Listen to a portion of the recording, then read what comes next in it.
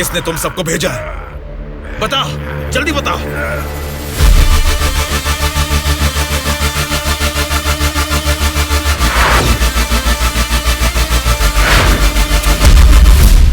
देखो बच्चों, आज जो तुम सब यहाँ हो, इसका मतलब ये नहीं कि तुमने कोई गलत काम किया है या फिर तुमने कोई कानून तोड़ा है। छोटी सी गलती की वजह से तुम्हें यहाँ आना पड़ा। इसे जेल मत समझना पढ़ाई करने हॉस्टल आए हो।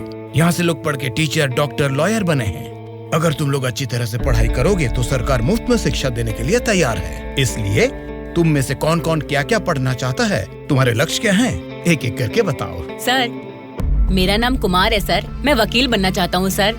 गुड। कोर्ट में इंसाफ के लिए लड़ सकते हो तो जज भी जरूर बन सकते हो। समझ गया बेटा? बैठ जाओ। सर, मेरा नाम श्रावण है सर। मैं पुलिस वाला बनना चाहता हूँ। पुलिस बनने के लिए 10वीं भी काफी है, तो वहीं डिग्री पास करके आईपीएस के लिए प्रिपेयर होके तुम एसपी भी बन सकते हो। ठीक है? तुम्हारा नाम क्या है बेटा? मेरा नाम सूर्या है सर। तुम फ्यूचर में क्या बनना चाहते हो? सीएम। जीएम क्या? जीएम नहीं सर, सीएम, चीफ मिनिस्टर।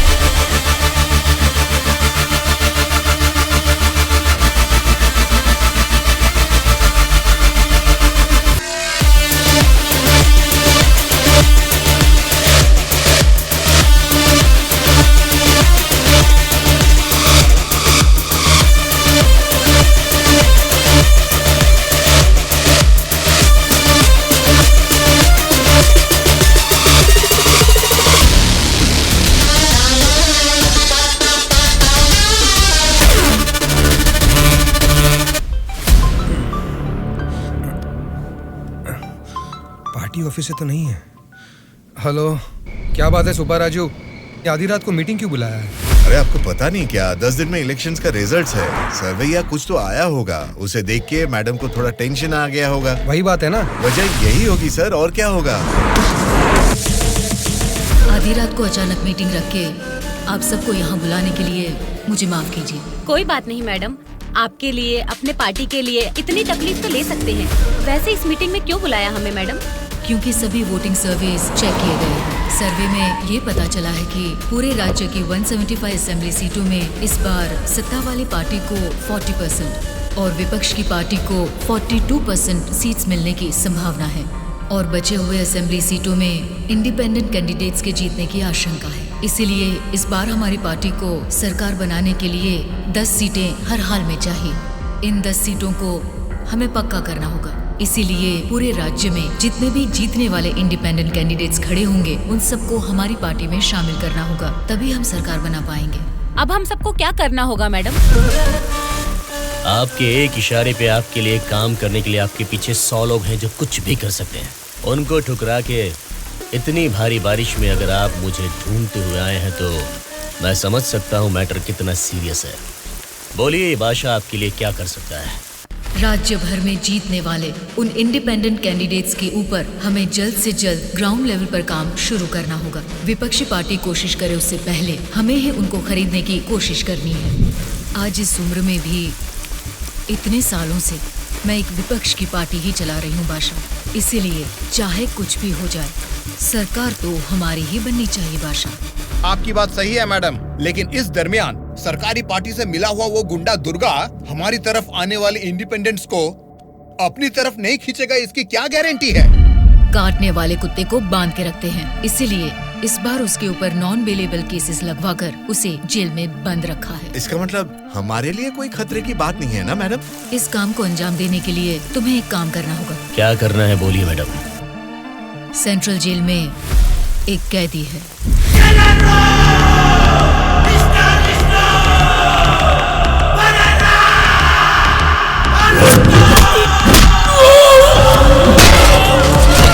8-10 आदमियों को जेल भेजकर उसे मरवाना होगा। नाम क्या है उसका? दुर्गा।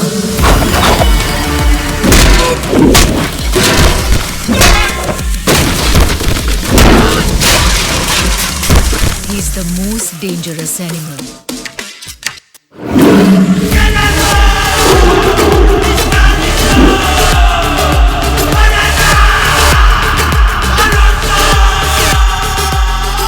भाई, हमारी लोग कोई मार रहा है।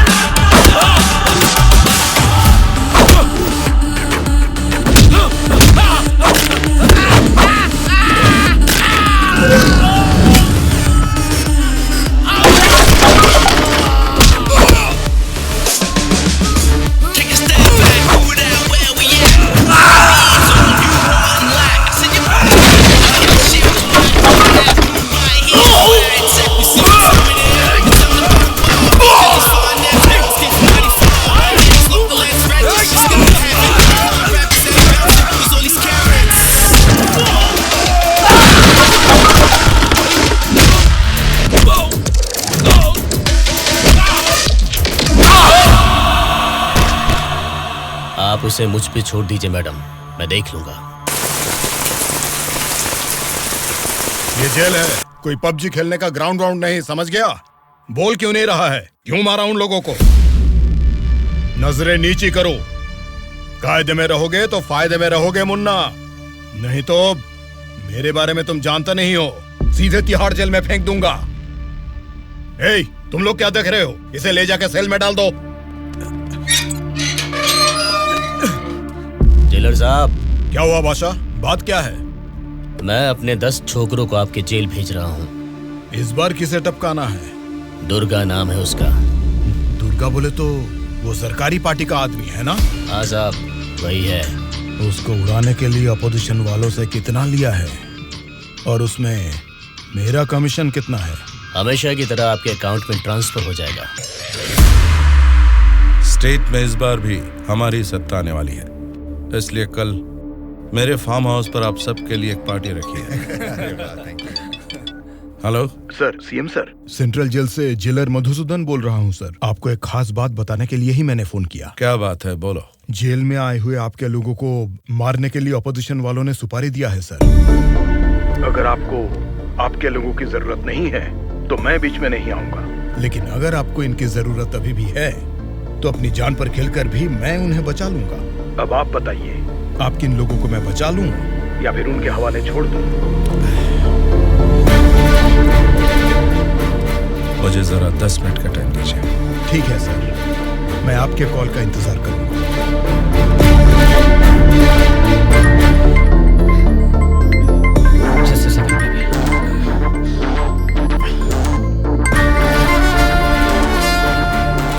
हेलो मामा, बोलिए। जेल में दुर्गा को उड़ाने के लिए ऑपोजिशन वाले प्लान कर रहे हैं। वो अभी भी हमारे लिए कोई काम का है क्या? अरे मामा, अब पूरा काम उसी के हाथ में है मामा। अगर हाथ पर हाथ धरे बैठे रहे तो वो पार्टी फिर से सत्ता में आ जाएगी, तो फिर वो हमारे किस काम का रहेगा? इस बार जैसा आप सोच रहे हैं, सत्ता हमारे हाथ में नहीं है मामा। 70% उन्हीं के फेवर में है। ये बात तुझे कैसे पता? इलेक्शन सर्वे रिपोर्ट्स में वो हमसे ज्यादा स्ट्रॉन्ग है मामा। अगर वोट्स काउंटिंग में भी वो हमसे आगे निकले तो हमें कुछ और एमएलएस की जरूरत पड़ेगी मामा।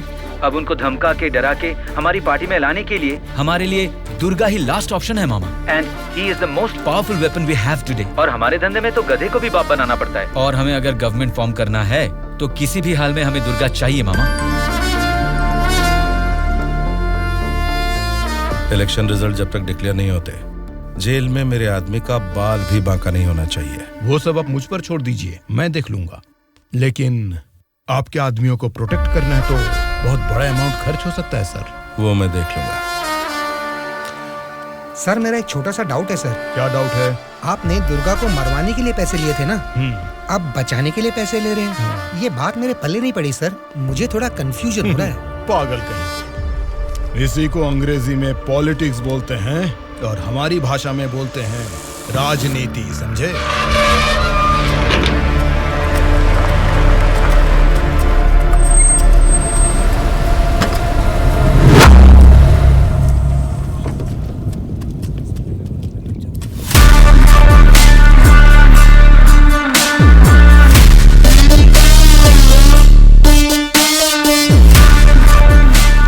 ये लोग फिर से जेल में आ गए ना।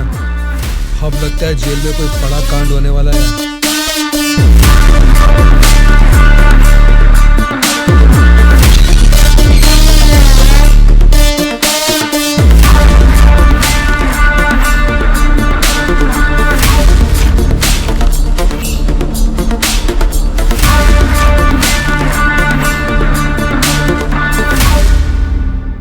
उसे कब मारने का सोचा है? हो सके तो आज ही।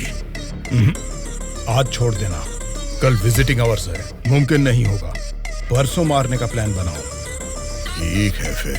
लेकिन एक बात अच्छी तरह से समझ लो, दुर्गा को मारने के लिए मैं तुम लोगों को आधे घंटे का टाइम दे सकता हूँ। आधे घंटे में ही काम निपटाना होगा, और अगर नहीं मार सके तो उसे दोबारा मारने का मौका नहीं मिलेगा। जाओ।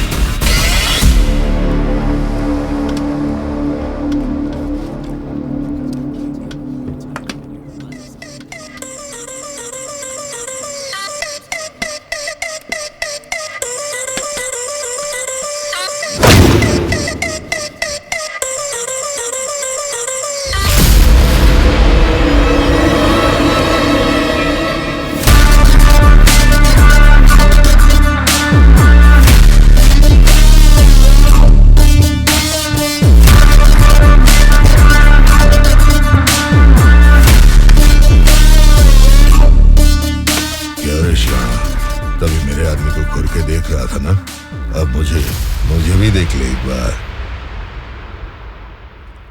ए, बहरा है क्या? आंखें निकाल कर गोटियां खेलूंगा। ए, बोलना। तेरे से बात करे ला रे, समझ में नहीं आता भाई क्या बोल रहा है। ए, देखना, एक बार देख मुझे।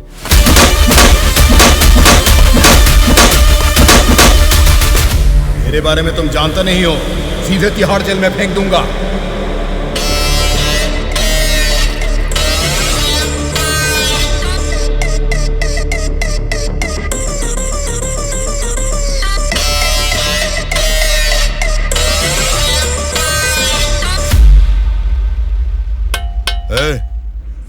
तुझसे मिलने कोई आया है, मिलने।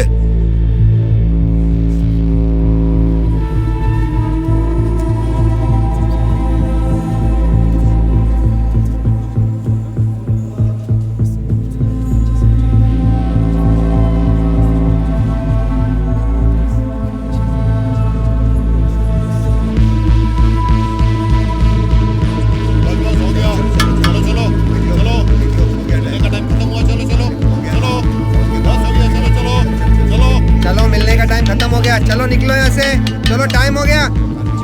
चल शिवा तू निकल, मैं बाद में ध्यान रख अपना।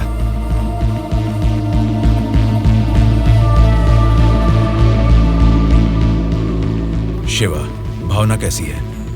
देखा, अभी याद आई ना तुझे उसकी? मुझे लगा तो भूल गया था।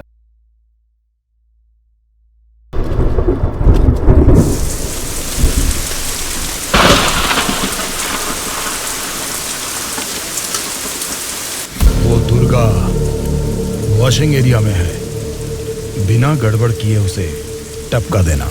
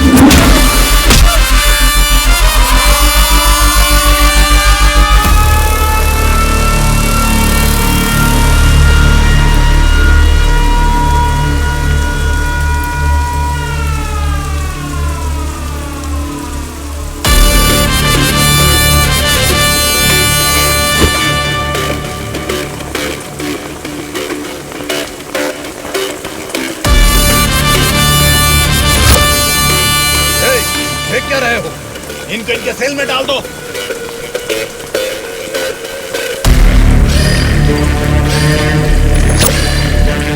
हाँ जेलर साहब। यो बादशाह, तुम और 10 लोगों को भेजोगे ना तो भी जेल में उस दुर्गा को नहीं मार सकोगे। क्या हुआ जेलर साहब? क्या हुआ है? तुमने जिन 10 लोगों को भेजा उन्हें उसने कुत्ते की तरह पीटा। मुझे तो लगता नहीं है उनमें से एक भी जिंदा बचेगा। आइंदा जेल के अंदर ऐसी बचकानी हरकत मत करना। जेल के बाहर ही निपटाओ। प्लानिंग जेल के बाहर करो। रखो फोन।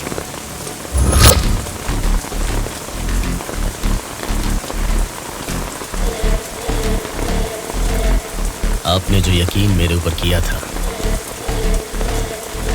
मैं उससे निभा नहीं पाया मैडम।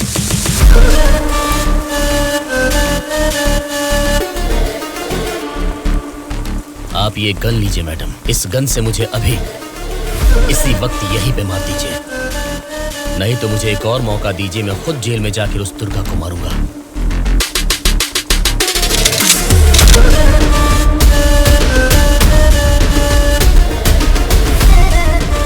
अगले हफ्ते इलेक्शन के रिजल्ट आने वाले हैं।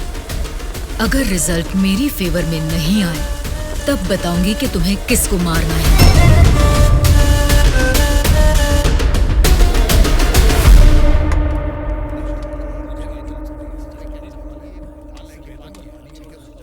मेरा नाम दुर्गा है। सूर्या। कल मुझे बचाने के लिए थैंक्स।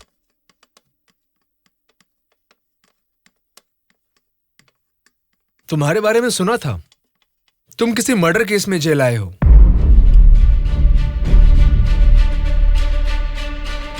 सूर्या, अगर तुम मेरे साथ काम करना चाहते हो तो कहो, मैं तुम्हें इस जेल से बाहर निकाल सकता हूँ और तुम्हारे ऊपर जितने केसेस हैं वो सब मिटा सकता हूँ। वो कैसे?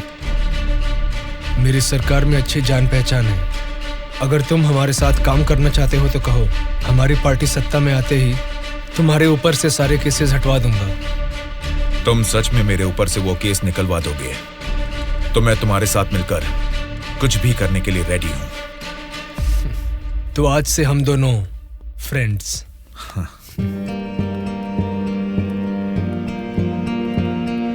अच्छा, उस दिन वो लोग तुम्हें मारना क्यों चाह रहे थे? ऑपोजिशन वाले तो मुझे कई दिनों से मारने की कोशिश कर रहे थे, क्योंकि उन्हें इस बार जेल में मौका मिल गया, इसीलिए वो मुझे मारने आ गए।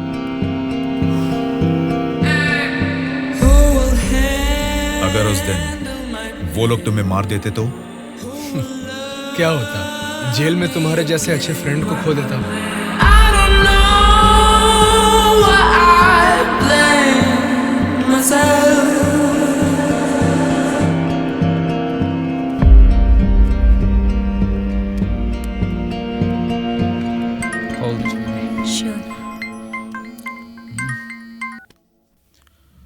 हेलो, मैं दुर्गा बोल रहा हूँ। बोलो दुर्गा। यहाँ जेल में मैं एक आदमी से मिला। किसी छोटे मोटे मर्डर केस में अंदर आया है, लेकिन उसकी हिम्मत अलग ही लेवल की है भाई।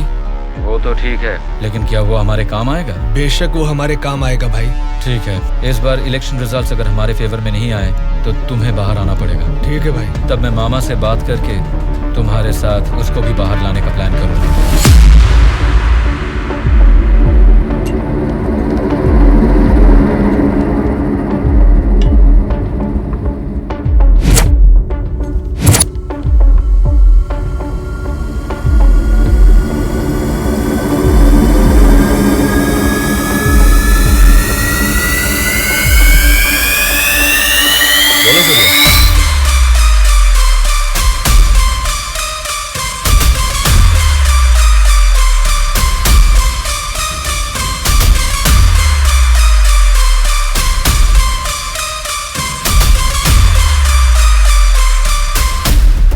देखो सूर्या, ये सोसाइटी नहीं बदलेगी, ना ही जनता।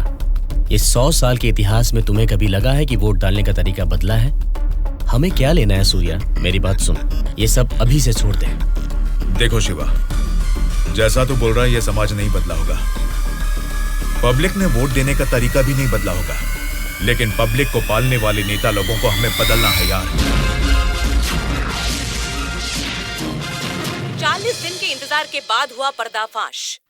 जीते हुए उम्मीदवार जश्न मना रहे हैं तो हारे हुए उम्मीदवार उसकी वजह ढूंढने में जुट गए हैं। जनता के वोट ये बता रहे हैं कि उन्हें किसी से कोई बैर नहीं। दोनों मेजर पार्टियों को इलेक्शन में लगभग एक समान वोट मिले हैं। राज्य की पूरे 120 असेंबली सीटों में से सरकारी पार्टी को 48 सीट मिले हैं, वहीं ऑपोजिशन पार्टी को 52 सीट मिले हैं। बाकी 20 सीटें इंडिपेंडेंट एमएलएस को मिले हैं और वो ही तय करेंगे कि राज्य में सरकार किस पार्टी की बनेगी। अब उनमें से कितने लोग कौन सी पार्टी को समर्थन करेंगे, राज्य की सत्ता कौन सी पार्टी को जाएगी, ये सब जानने के लिए शक्ति परीक्षण होने तक सबको इंतजार करना ये होगा। क्या है सर, इस बार ऐसे कैसे हो गया? अब हम क्या करेंगे सर? इस बार भी गवर्नमेंट हमारी ही बनेगी।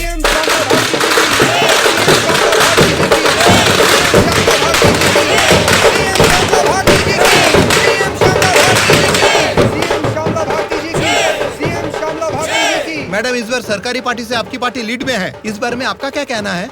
जनता को अब हमारे ऊपर यकीन आ गया है, इसलिए इस बार हमारी पार्टी लीड में है।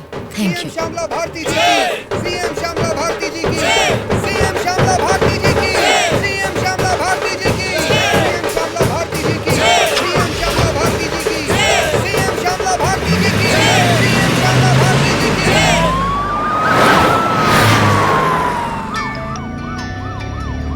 मैडम, सीएम राम मोहन राव जी का फोन आया है। बोलिए एक्स सीएम राम मोहन राव जी, कैसे लगे आपको इस बार के इलेक्शन के नतीजे? इस बार 4 सीट आपको ज्यादा मिली है, ऐसा सोचकर ये मत समझिए कि जीत आपकी हुई है। मिस श्यामला भारती जी, आपको सरकार बनाने के लिए आपकी पार्टी का और 10 एमएलए की जरूरत है। अगर 10 एमएलए को खरीद लिया तो भी 10 दिन के अंदर शक्ति परीक्षण के लिए उनका वहाँ होना बहुत जरूरी है। तो जाहिर है कि आपकी पार्टी को मेरी पार्टी से भले 4 सीटें ज्यादा आई है या मेरी पार्टी को 4 सीटें कम आई है, तो भी आखिर में असेंबली में आपकी जगह हमेशा की तरह विपक्ष में ही रहेगी। ये बात मत भूलिएगा मिस श्यामला भारती जी। ठीक है राम मोहन राव जी, इस बार संसद में हम विपक्ष में रहेंगे या आप विपक्ष में रहेंगे, देखते हैं। Good luck.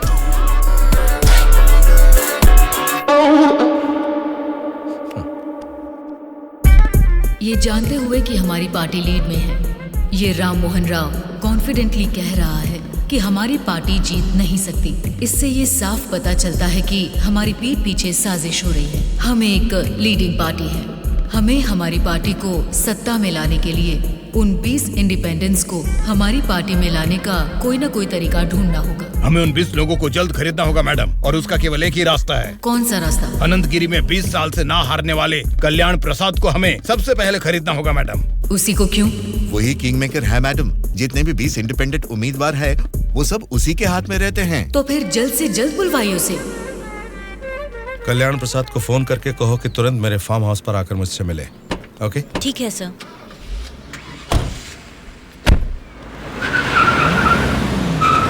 लगता है सब लोग आ गए हैं, तेरी वजह से ही लेट है। हाँ रुको रुको। नमस्कार मैडम।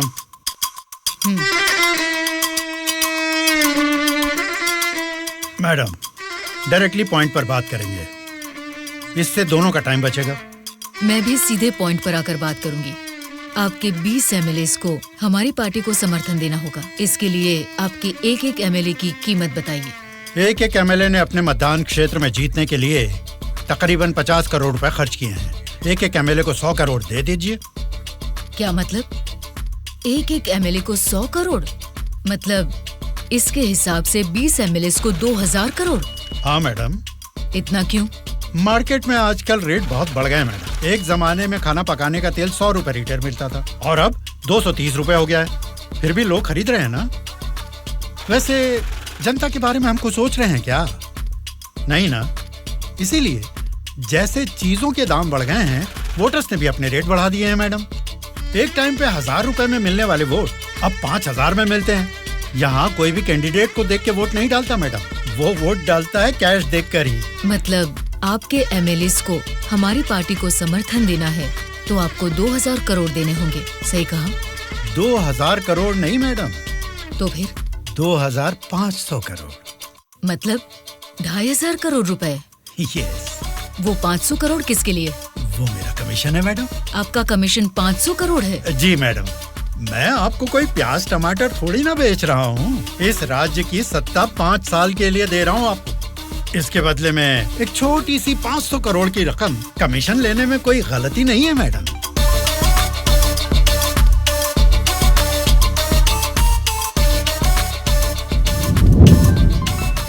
सत्ताधारी पार्टी का फोन। अगर मेरा प्रपोजल आपको जमता है तो फोन काट दूंगा, और नहीं तो इस बार फिर से उन्हीं की सरकार बनेगी। सोच लीजिए। सर, कल्याण प्रसाद जी मेरा कॉल कट कर रहे हैं सर। फिर से ट्राई करो। Okay sir.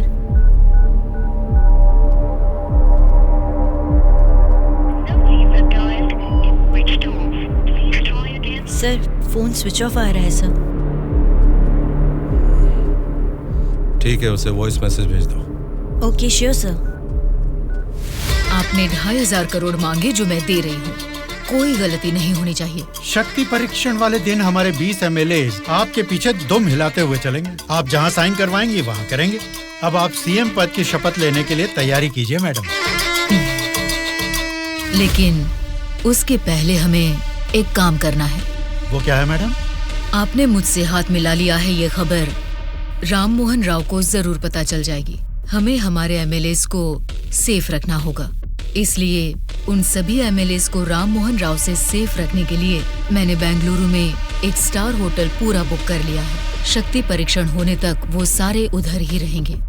आपके एमएलएस के साथ हमारे एमएलएस को भी मिलाकर उधर भेजेंगे तो वो सब साथ में वहाँ सेफ रहेंगे।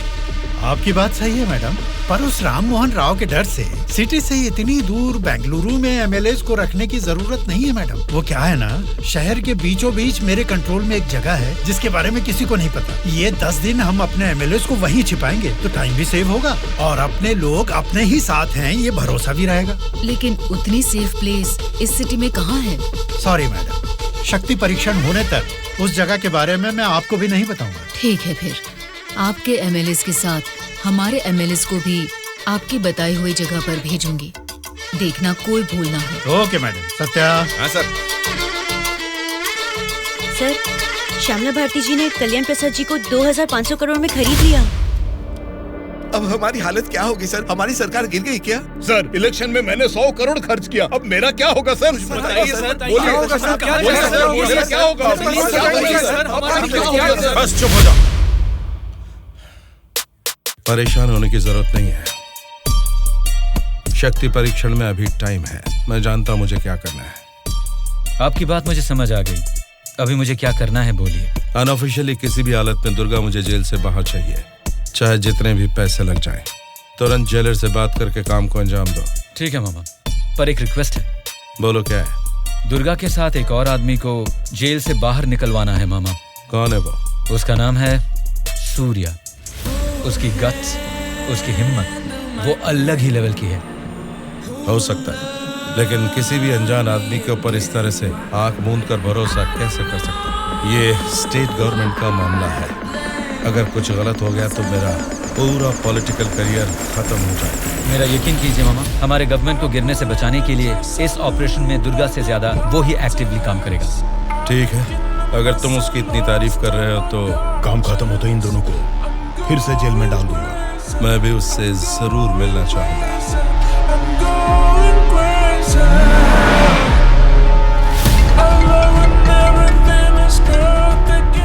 हेलो मैडम, मुझे आपको एक इन्फॉर्मेशन देनी है। हाँ बोलिए। जेल से दुर्गा भाग गया है। अपने एमएलएस को संभालिए।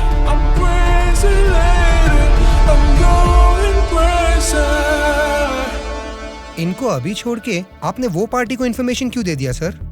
वो लोग आपस में लड़के मरेंगे तो ही ना हम जैसे लोग सेफ रहेंगे।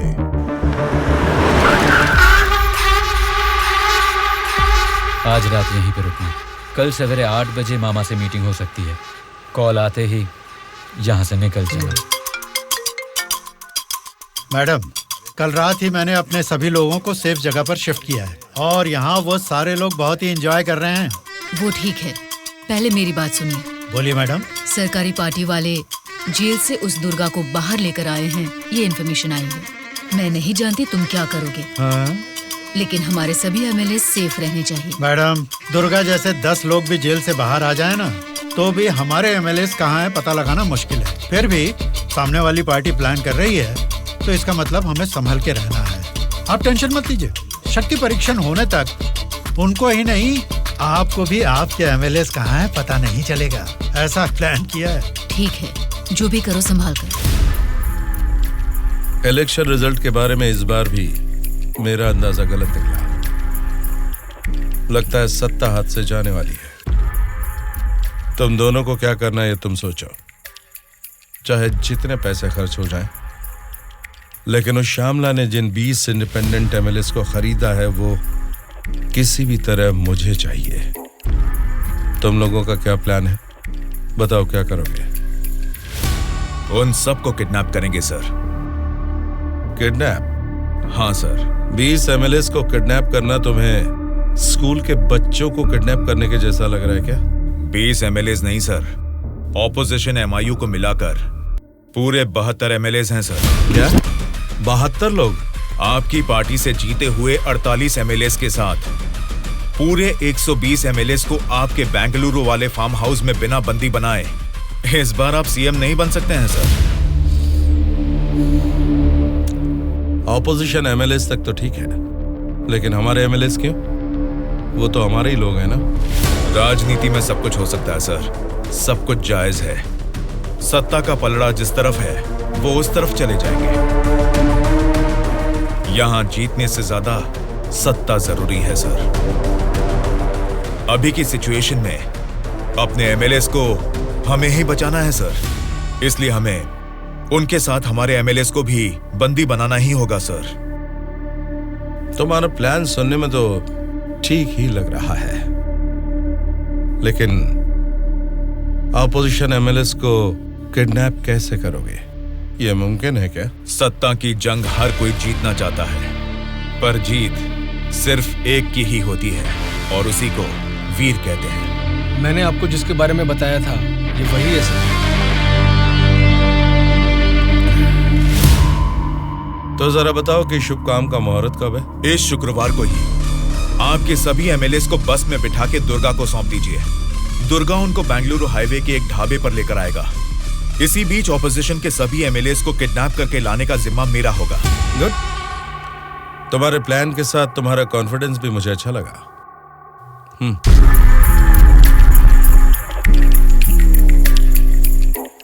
इस बैग में 2 करोड़ है, इसे सिर्फ एडवांस ही समझो।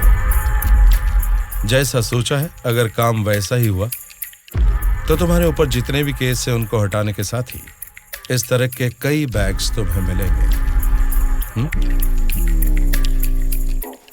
इस बार भी आप ही सीएम पद की शपथ लेंगे, उसके लिए तैयार रहिए।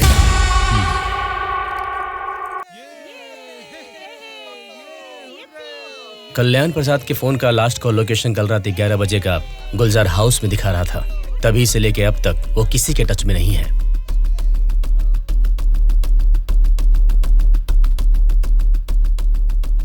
तो फिर वो पक्का गुलजार हाउस में ही है। हाँ बोलो। मैडम, आपके लिए एक बैड न्यूज है। गुलजार हाउस में ठहरे हुए आपके सभी एमएलएस को सत्ता वाली पार्टी के लोग किडनैप करने की कोशिश कर रहे हैं। आप फौरन उनको वहां से कहीं और शिफ्ट करवाइए, नहीं तो सीएम नहीं बन पाएंगी। लेकिन तुम कौन हो?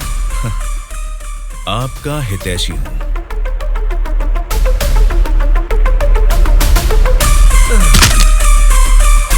चलिए बैठिए आप लोग अंदर।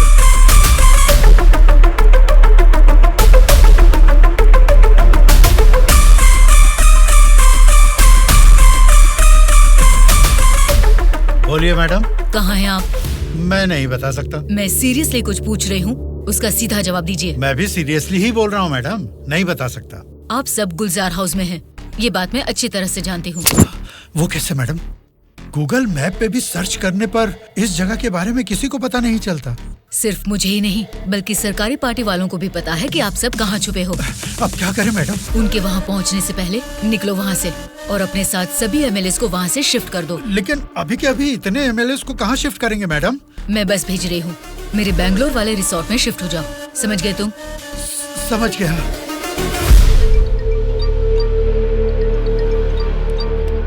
जी मैडम। बादशाह, तुम्हें मेरा एक काम करना होगा। बोलिए मैडम। हमारे सभी एमएलएस को हम अर्जेंटली एक बस से बैंगलोर रिसोर्ट में शिफ्ट कर रहे हैं। हमारी बस सेफली बैंगलोर पहुंचे तब तक तुम्हें उसे फॉलो करना है। ठीक है मैडम। तुरंत अपने आदमियों के साथ बैंगलोर हाईवे पर वेट करो। Okay madam.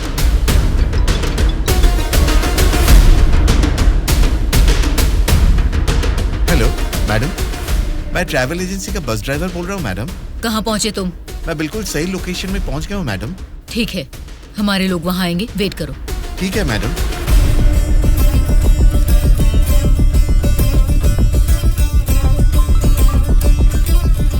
हाँ बोलिए मैडम। बस आ गई है, आप सब तुरंत वहाँ से निकल जाइए। ठीक है मैडम। बस आ गई है, चलिए सब लोग बस में बैठिए।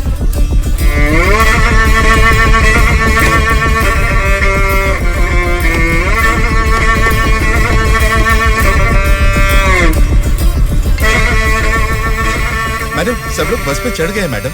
अभी निकल सकते हैं क्या मैडम? Okay madam. बोलो सूर्या। दुर्गा, हमारा प्लान सक्सेस हुआ। अब सभी एमएलएस मेरे कब्जे में हैं। तुम हाईवे के ढाबे पे वेट करो, मैं भी पहुंचता हूँ। ओके। क्या रे, कुछ पता? बोली मैडम। बस निकल गई है और थोड़ी ही देर में बैंगलोर हाईवे एंटर करेगी। अगर कोई भी हमारी बस को फॉलो करता हुआ दिखे तो उसे वहीं मार देना।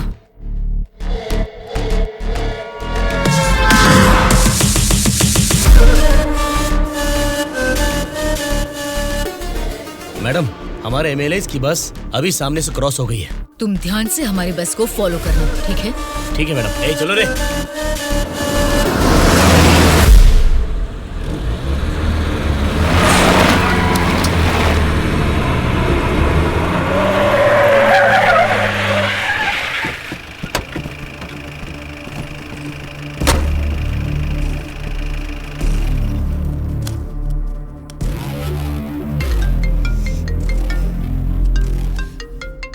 बोलो बादशाह। हाँ मैडम, अभी हमारी बस हाईवे के बाजू में एक ढाबा के पास रुकी हुई है। नाइट जर्नी है ना बादशाह, चाय कॉफी पीने के लिए रुके होंगे। अब इतना भी फोन करके बताओगे? Madam madam. अब क्या हुआ बादशाह? हमारे बस के पीछे ही एक और बस आके रुकी है। और एक बस? हाँ मैडम, देखने में तो सरकारी पार्टी की एमएलए की बस लग रही है। क्या सरकारी पार्टी के एमएलए की बस? हाँ मैडम, पक्का उन्हीं लोगों की बस है मैडम। सच में? लेकिन उनकी बस वहाँ क्यों आई है? पता नहीं चल रहा मैडम। जैसे हम अपने एमएलएस को बैंगलोर भेज रहे हैं, वैसे ही वो अपने एमएलएस को शायद किसी सेफ जगह पर भेज रहे होंगे। हो सकता है, फिर भी दोनों बस एक ही जगह पर एक ही समय पर ये कैसे हो सकता है? तुम एक काम करो बादशाह, हमारे एमएलएस की बस वहाँ से सुरक्षित निकल जाए, तब तक उनकी बस पर तुम कड़ी नजर रखना। ठीक है मैडम।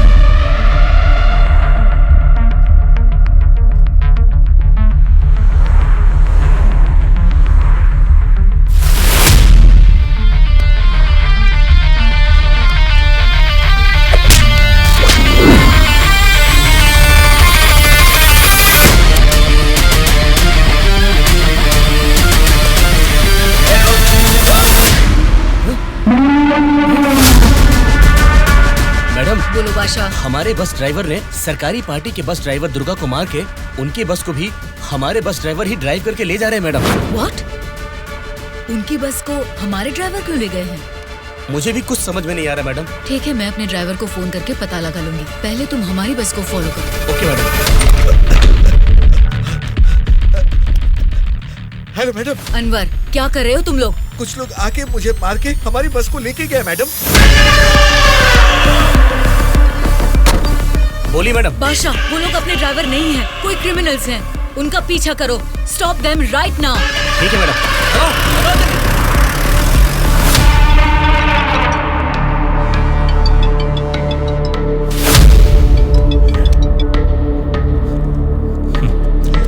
बोलिए श्यामला जी, इस वक्त कैसे याद किया?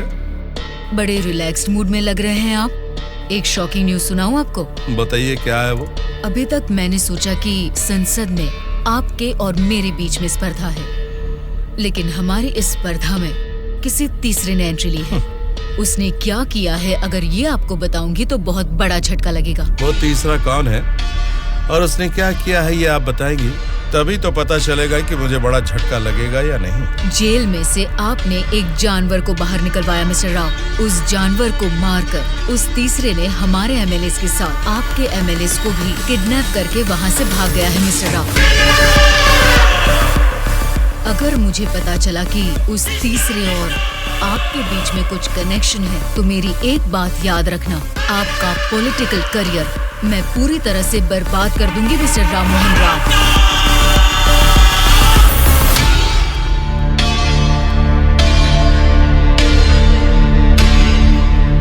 क्या हुआ मामा?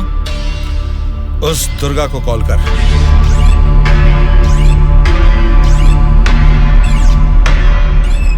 वो फोन नहीं उठा रहा है। उसके फ्रेंड को कॉल कर।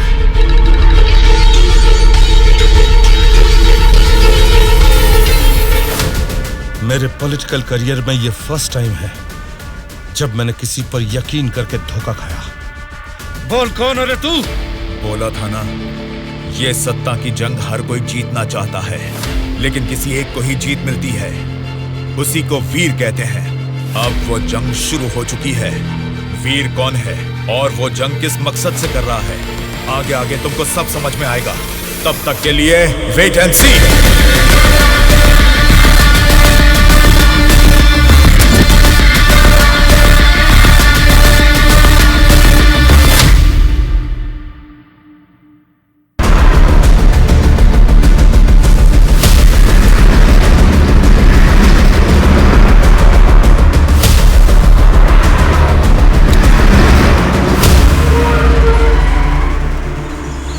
ये कौन सी जगह है?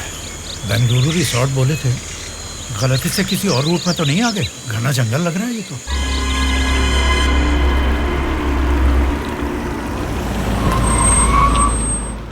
सर वो क्या है कि तुम पर भरोसा करके काम सौंप दिया, इसके लिए तो मुझे खुद को जूते मारने चाहिए।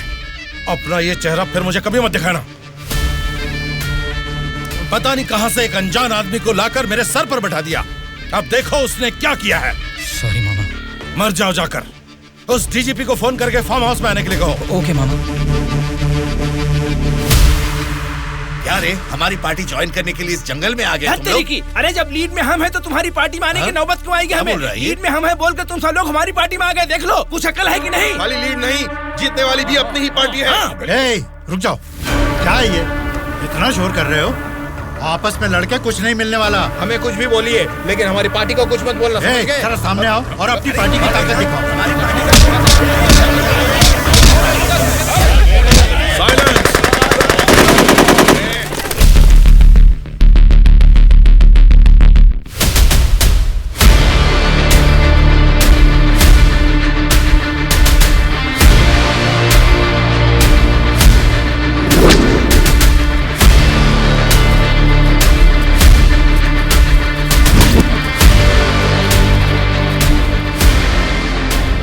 क्या सोच रहे हो?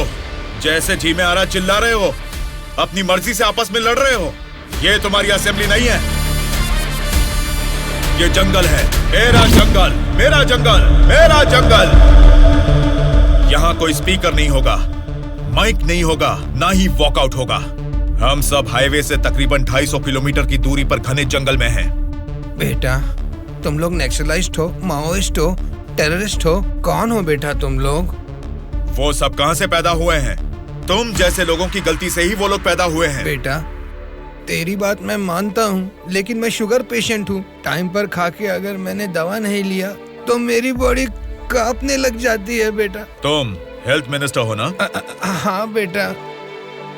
तुम्हारे पास बड़े हॉस्पिटल्स हैं, फिर भी तुम्हें ये सब बीमारियां हैं, तो तुम पब्लिक का भला कैसे करोगे? बेटा, हमारे पेट में चूहे दौड़ रहे हैं, पहले कुछ खाने के लिए तो दे दीजिए।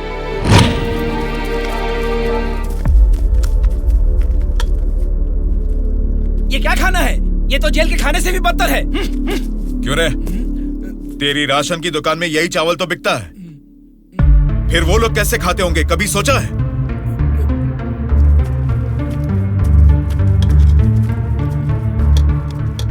बस बेटा बस, चावल खाने में कमी ही करनी चाहिए, ज्यादा नहीं खाना चाहिए। अच्छा, तो फिर इतनी जायदाद कैसे बना ली? उसमें भी तो कमी कर सकते थे, पर उसमें तो करोगे नहीं। देखो बेटा, तुम्हारी बातें और करतूतें तो कमाल की हैं, लेकिन कमी है तो बस चेहरा नहीं दिखाया तुमने, जरा वो भी दिखा दो। तुझसे देखा नहीं जाएगा। बाप रे, इतना डरावना है तुम्हारा चेहरा? तो फिर देखो। हाँ तो फिर दिखाओ ना।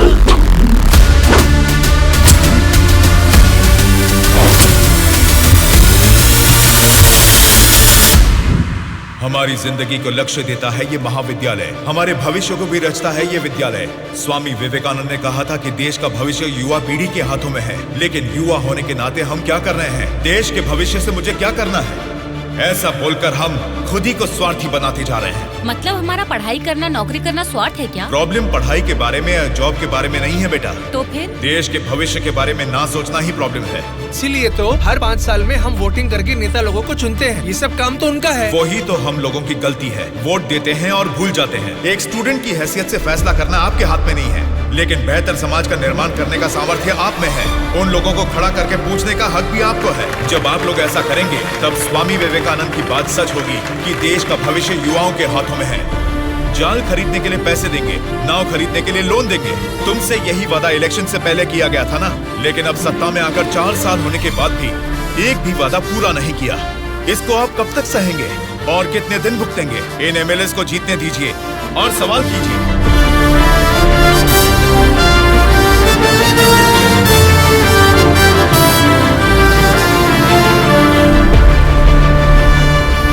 18 साल की उम्र होने के बाद ही हमारे देश में मतदान का हक क्यों दिया जाता है जानते हो? ताकि हम एक सही नेता को चुन सके। लेकिन हम क्या कर रहे हैं? हम बिना सोचे समझे और उनसे पैसे लेकर वोट डाल रहे हैं। अगर ऐसा ही चलता रहा तो कल को आपके बच्चे और फिर उनके बच्चे, हर किसी को इसी तरह की परेशानी होगी। हमें अब बिना सोचे समझे और पैसे लेकर वोट डालने की इस प्रथा को खत्म करना ही होगा। और अगर हमने ऐसा नहीं किया तो सबका नाश निश्चित है। आने वाली पीढ़ी को हम ये बताएंगे कि वोट की जो ताकत है उससे सरकार बदल सकते हैं।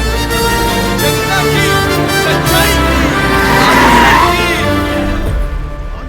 स्टूडेंट सर, आजकल जनता के सामने समाज के बदलाव की बातें करते रहते हैं सर।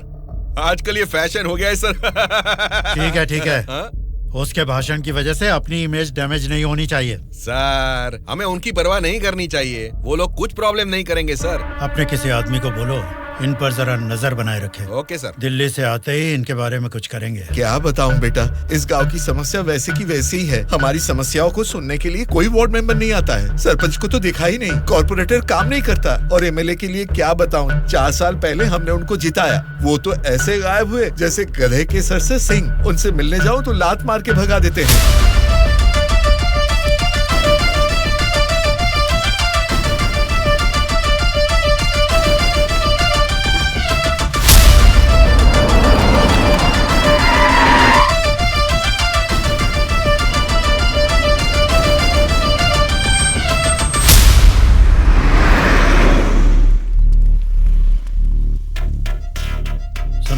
हाँ सर। हम बगल वाली स्टेट में गए थे ना? हाँ सर। तो ये यूएस गए थे, ऐसा फ्लेक्सी क्यों लगा है? हाँ सर। चलो लगे रहने दो सर। फोटो अच्छी है। लगाया किसने इसको? और कौन सर, वो स्टूडेंट्स ही हैं।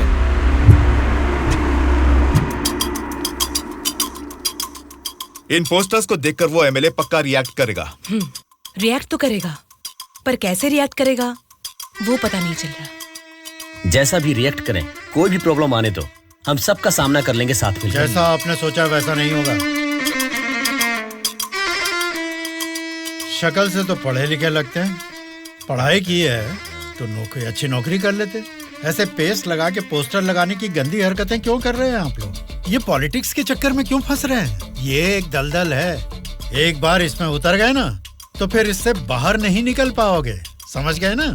मतलब आपकी नजर में वोटर की कोई वैल्यू नहीं? अरे बहुत सही कहा आपने।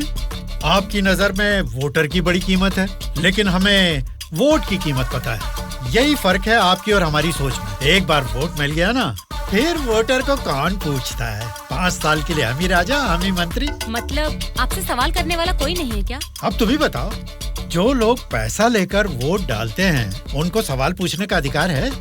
अभी जो भी हो रहा है वो इलेक्शन नहीं है, कलेक्शन है। हम वोट कलेक्ट करेंगे, वो पैसे कलेक्ट करेंगे। एक एक वोट का 5,000, 1.5 लाख वोट हैं, मतलब 75 करोड़। उसके साथ दारू, बिरयानी, नाच गाना, पोस्टर, पब्लिसिटी, इनके अलावा हमारे नेता को मिलने वाले गिफ्ट्स। बाप रे, तकरीबन 150 से 200 करोड़ खर्च होता है। अब इस खर्चे को प्रॉफिट में बदलना है, 200 करोड़ का 1000 करोड़ बनाना है। ये सब करने में ही 5 साल निकल जाएंगे। फिर जनता की सेवा करने का टाइम कहाँ रहेगा? वैसे वोट बेचने वाले की हम सेवा क्यों करें? उसको पूछने का हक नहीं है, क्योंकि उसने तो अपना वोट बेच दिया है। इसलिए मैं तुम लोगों को आखिरी बार बोल रहा हूँ, सड़क छाप गुंडागर्दी से जिंदगी शुरू की थी, अब स्टेट मिनिस्टर हूँ। मुझे फिर से गुंडा बनने पर मजबूर मत करो। इलेक्शन नजदीक आ रहे हैं। पिछली बार वोट के लिए 5,000 मांगे थे, इस बार 10,000 मांगेंगे। हमें इसके लिए तैयार रहना है। यहाँ वोट के लिए ही नहीं, सीट के लिए भी पैसे देने हैं। पार्टी हाईकमांड मेरी परवाह नहीं करेगी तो मुझे बहुत दिक्कत हो जाएगी। मेरे रास्ते से हट जाइए। इसके बावजूद भी अगर किसी ने रोका तो तुम सबकी डेट ऑफ बर्थ तो अलग अलग है, लेकिन डेट ऑफ डेथ एक हो जाएगी, याद रखना। चलता हूँ। डार्लिंग, सब अच्छा ही हुआ है। टी स्टेट का एडवांस दे दिया है। अगले महीने इलेक्शन है, उसके बाद रजिस्ट्री होगी। ऊटी टी स्टेट की तुम ही मालकिन हो। तुम्हारा सर देखो। आपकी नजर में वोटर की बड़ी कीमत है, लेकिन हमें वोट की कीमत पता है। एक बार वोट मिल गया ना, फिर वोटर को कौन पूछता है। 5 साल के लिए हम ही राजा, हम ही मंत्री। आज की ब्रेकिंग न्यूज, हम आपके सामने एमएलए कल्याण प्रसाद जी की बेईमानी का खुलासा करने वाले हैं। टीवी देखिए सर। जो लोग पैसा लेकर वोट डालते हैं, उनको सवाल पूछने का अधिकार है। अभी जो भी हो रहा है वो इलेक्शन नहीं है, कलेक्शन है। तो तुम सबकी डेट ऑफ बर्थ तो अलग अलग है, लेकिन डेट ऑफ डेथ एक हो जाएगी, याद रखना। खुद कल्याण प्रसाद जी के मुंह से ये बातें सुनने के बाद उन्हें मिनिस्टर के पद से ही नहीं, बल्कि पार्टी के हाई कमांड ने उन्हें पार्टी से भी सस्पेंड कर दिया है। आपको बिना बताए पद से निकाल दिया, ये तो नाइंसाफी है सर। क्या नाइंसाफी है रे? हाँ, मैं एक बड़ा बदमाश हूँ, ऐसा ही बोलकर इन्होंने वीडियो में मान लिया। सब लफंगे लोगों के ये बड़े नेता हैं। लो खाओ, सब ठूसो। और काम भी क्या है? खाना और सोते रहना, और बचा ही क्या है? बाप रे बाप, कितने सपने दिखाए थे। ऊटी में टी स्टेट लूंगा, कर्नाटक में कॉफी स्टेट लूंगा, अगले इलेक्शन में जीतूंगा तो मैं होम मिनिस्टर बनूंगा, तुम होम मिनिस्टर की बीवी बनोगी, बाद में सीएम और मैं सीएम की बीवी। क्यों जी, तुम तो मुझे सीएम की बीवी बनाना चाहते थे, तुम तो खुद ही सीएम नहीं बन पाए। अभी देखो, नालायक की बीवी बनकर बैठी हूँ यहाँ पर। मैं सोच रही थी सीएम की बीवी बनने के लिए क्या करना पड़ेगा। देखते क्या हो जी, बताओ ना क्या करना है। बहुत बोल चुके हो, आप जाओ।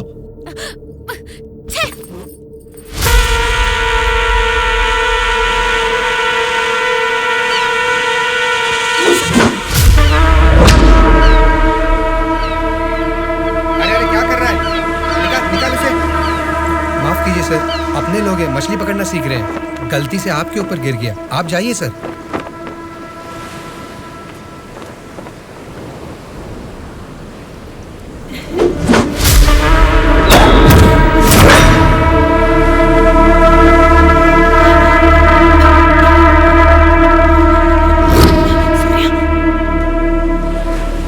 सॉरी सर, मछली पकड़ते समय समुंदर में सब मछलियां तो नहीं पकड़ सकते ना सर।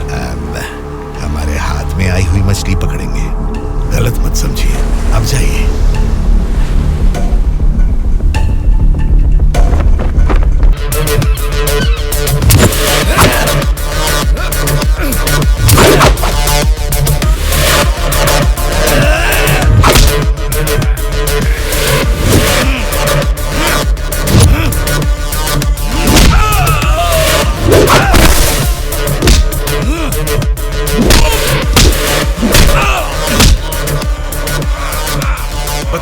किसने तुम सबको भेजा है? बता, जल्दी बता।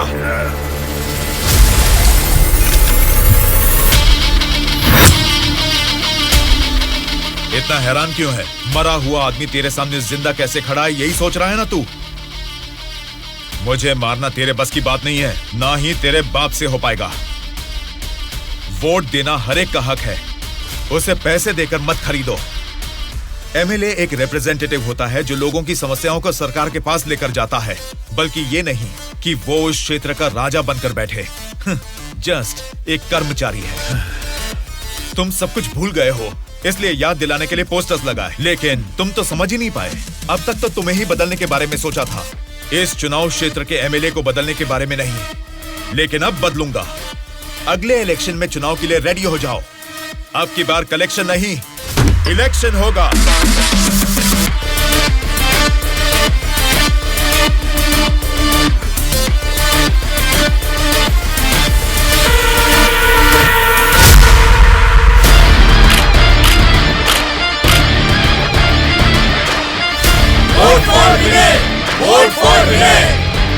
इसका नाम विनय है।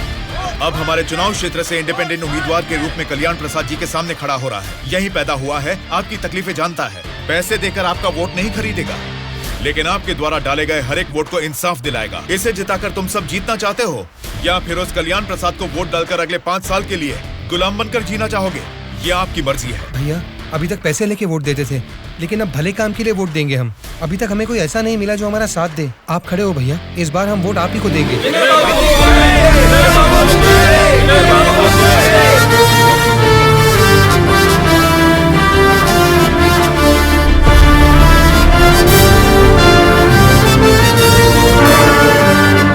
ऐसा क्या? यहाँ आप लोग बैठकर ताश खेल रहे हैं और वहाँ आपके सामने दूसरा लीडर खड़ा हो रहा है। देखो, पैसे लेकर वोट डालने वाली जनता के रहते हैं, इनकी परवाह नहीं करनी है। आपका बोया हुआ पेड़ आपको ही छांव देगा। आपका डाला हुआ वोट भविष्य का फैसला करेगा। अब किसे वोट देना है, ये आप ही तय कीजिए।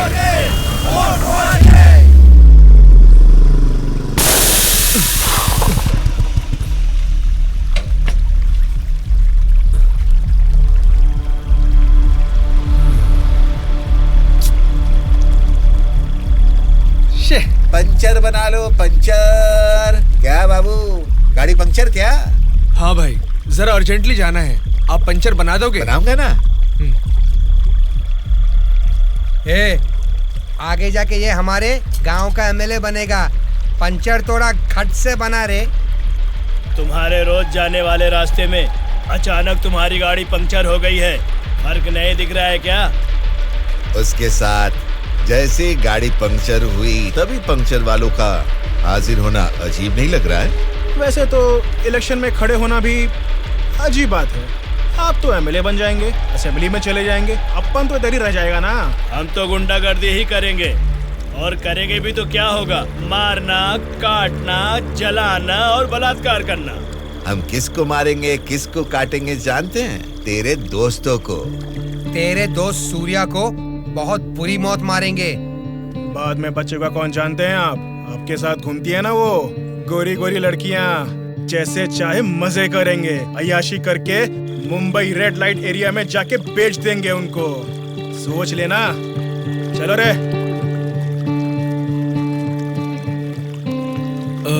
आप सबको कुछ बताना चाहता हूँ, लेकिन आप लोग गुस्सा मत होना। तो फिर तुम वो बात ही क्यों कर रहे हो जिससे गुस्सा है?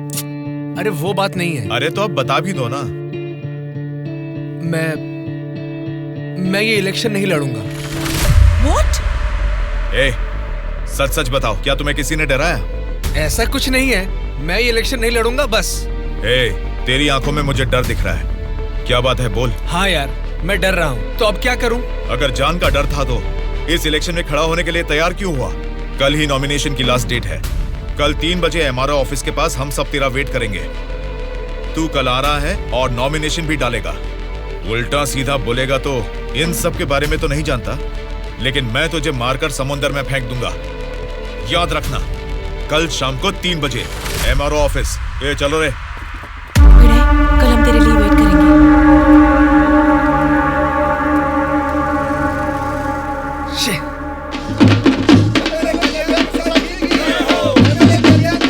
पता नहीं कहाँ रह गया। अपने आप को समझता क्या है वो?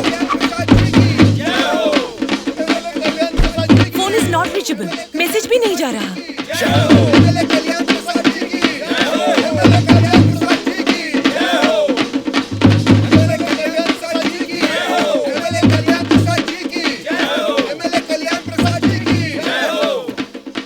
संभाल के रखना, बात के कार्यक्रम में काम आएंगे। नमस्कार वोटर महाराज, आपके अनमोल वोट आप मुझे ही देंगे ना? आप ही देंगे। अच्छा मुहूर्त निकलने से पहले नॉमिनेशन करके आता हूँ। नमस्ते।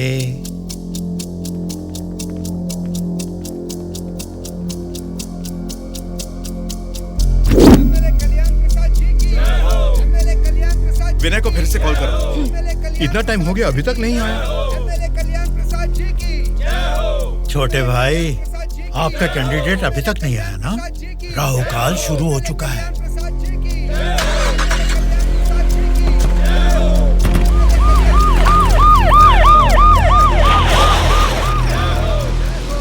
हम तुम्हें अरेस्ट करने आए हैं। हमें चलो बताते हैं।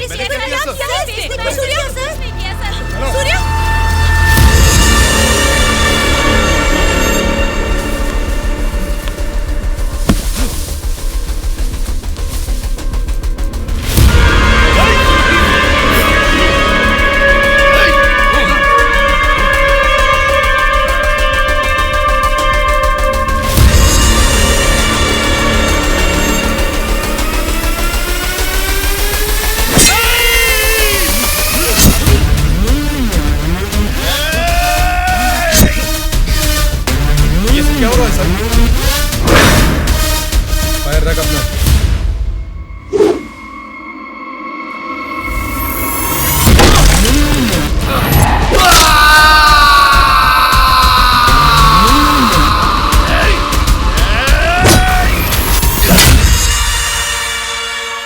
पकड़ रहे इसे। सर, ये सब क्या हो रहा है सर? हो रहा है नहीं, जो हुआ है वो बता रहा हूँ। पकड़ इसे।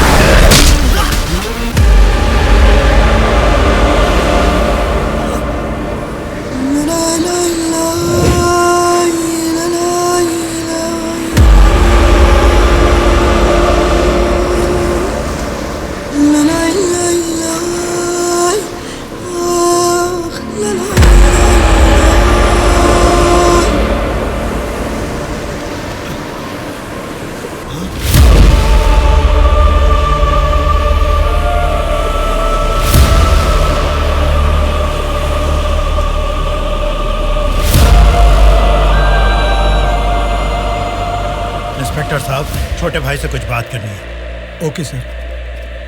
छोटे भाई, खुद को ही अकलमंद समझते हो, तुम्हारे रेंज की नहीं है, फिर भी मेरी थोड़ी सी अकल है। तुम्हारे इस्तेमाल किए हथियार को मैंने भी यूज किया, सोशल मीडिया। कल ही नॉमिनेशन की लास्ट डेट है। तू कल आ रहा है और नॉमिनेशन भी डालेगा। उल्टा सीधा बोलेगा तो, लेकिन मैं तुझे मारकर समुंदर में फेंक दूंगा। छोटे भाई, पॉलिटिक्स मतलब एक ऐसा समंदर जिस पे सफर के लिए शिप चाहिए या तो फिर बोट। तुमने खाली हाथ तैरना चाहा तो बीच समंदर में डूब जाओगे। तेरे जैसे नालायक को ही बोट और शिप की जरूरत पड़ती है, मुझे जरूरत नहीं है। मैं तुझे पीछा करके शिकार करके पकड़ूंगा, क्योंकि मैं एक शार्क हूँ, समझा? वो सही में शार्क निकला। पीछा किया, शिकार किया, और अब क्या करेगा? हे, चलो यहाँ से। हाँ, चलो चलो जल्दी चलो। निकलो। हाँ, चलो जल्दी चलो भाई, चलो। कुछ भी कहो यार, मौसम तो बहुत लाजवाब लग रहा है। पेट में बहुत गड़बड़ है, लगता है इधर ही बैठ के आ जाएगी। भाई, इस उम्र में भी तू टाइम पे हल्का हो जाता है, मतलब तेरा हेल्थ तो एकदम सुपर है मेरे भाई। अरे मेरा पेट गड़बड़ चल रहा है यार। मारे मर रहा हूँ, ऊपर से तुम लोग गोली चला रहे हो। तेरी गोली से हम लोग डरने वाला नहीं है, समझा? ठंडे ठंडे पानी से नहाना चाहिए, जाना है या नहीं। तू पागल हो गया क्या? कोई अपना लीज खुला छोड़ के नहाता क्या? मैं तो डर ही गया। मेरे लीज पे बुरी नजर डालता है। घर में बाप भाई है कि नहीं? अभी भी तेरा लीज जीतना ही है, एनाकोंडा नहीं बना पाया। तुम लोगों को लीच और एनाकोंडा में फर्क नहीं समझता है क्या? लीच हो या एनाकोंडा हो, बीन बजाने से भी कोई फर्क नहीं पड़ने वाला है। अरे इस जंगल में बीन ठीक से नहाने भी नहीं देता है, ठीक से हल्का भी नहीं होने दिया, गोलियां पे गोलियां चलाया जा रहा है। ये क्या हाल हो गया हमारा?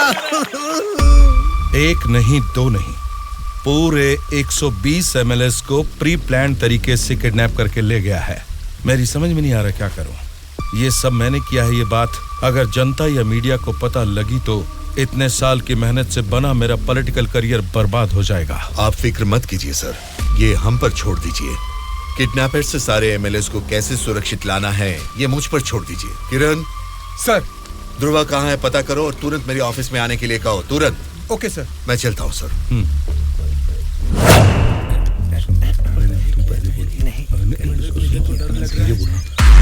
मुझे तो डर लग रहा है। तुम ही बोलो बेटा क्या है? आपके बारे में सब कुछ पता चल गया बेटा। सच में नाइंसाफी हुई है। मैं सच बोल रहा हूँ, लेकिन गलती तो उसने की है। फिर हम लोगों को यहाँ लेकर क्यों आए हो बेटा? चाहिए तो उसको अकेले रख लो और हम लोगों को छोड़ दो बेटा। ठीक है, तुम लोग कह रहे हो तो मैं तुम्हें छोड़ दूंगा। उससे पहले मैं तुम सबसे 3 सवाल पूछूंगा। अगर तुमने सही जवाब दिया तो मैं तुम सबको आज ही छोड़ दूंगा। पहला सवाल, आप में से सनी लियोन को कितने लोग जानते हैं? क्यों नहीं जानते सर, वो तो मेरी पसंदीदा फिल्म स्टार हैं। उसे देखे बिना मुझे नींद ही नहीं आती, समझे? दूसरा सवाल, पूजा हेगड़े को कितने लोग जानते हैं? पूजा हेगड़े का मैं बहुत बड़ा फैन हूँ बेटा। एक चुम्मा, एक चुम्मा, एक चुम्मा।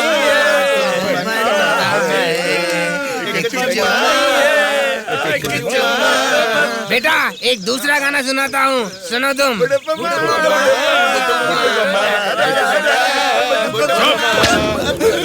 तीसरा सवाल, नारायण स्वामी को कितने लोग जानते हैं? भाई नारायण स्वामी ना, उनका व्रत मैं हमेशा रखता हूँ। तुम सनी लियोन को जानते हो? पूजा हेगड़े ने कितने एक्टर्स के साथ डांस किया ये भी जानते हो? लेकिन जनता के लिए अपनी जान भी कुर्बान करने वाले नारायण स्वामी को नहीं जानते। कौन है बेटा वो?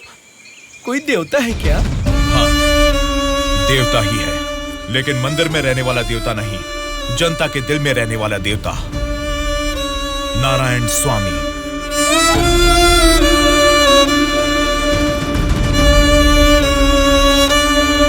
नमस्कार सर। नमस्ते माँ जी।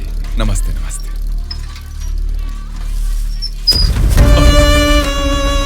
ये क्या किया बहन जी? क्या देख के पता नहीं चल रहा? कचरा है। हाँ वो तो पता चल रहा है, लेकिन कचरे की सही जगह तो कूड़ेदान होती है ना। तो आपने ये कचरा कूड़ेदान में डालने की बजाय यहाँ सड़क पर क्यों फेंक दिया? हमेशा कूड़ेदान में ही डालती हूँ, आज ही जस्ट मिस हो गया। वो अच्छा, अंग्रेजी बोलना जानती हो, लेकिन ये नहीं जानती कि कचरे को कूड़ेदान में डालना चाहिए। ये सब करने से ही बीमारियाँ फैल रही हैं और इंसान बीमार होते जा रहे हैं। आहा, जरा उधर देखिए, कूड़ेदान में पूरा कचरा भरा हुआ है। उसे निकालने वाला म्युनिसिपैलिटी से कोई भी दिखाई नहीं दे रहा। 1 हफ्ते से बोल रहे हैं कि आएंगे, लेकिन अभी तक कोई नहीं आया। और तुम कह रहे हो कि मेरे कचरा फेंकने से बीमारी आ जाएगी? हाँ? तेरी बात से ना दुनिया बदले, तेरी चीख किसी तक ना पहुँचे, नाराज न। तेरा बल ही है तेरा साथी, दब के न रहो, विश्वास है तेरी डोरे, डर के न रहो, उम्मीदें तेरे दिल में उठ के न रहो, जज्बात है तेरे रग में। Hello, municipality office. कौन बोल रहे हैं? नारायण स्वामी जी है क्या? अरे आपको कैसे पता चला? फोन में कैमरा लगाया हुआ है क्या?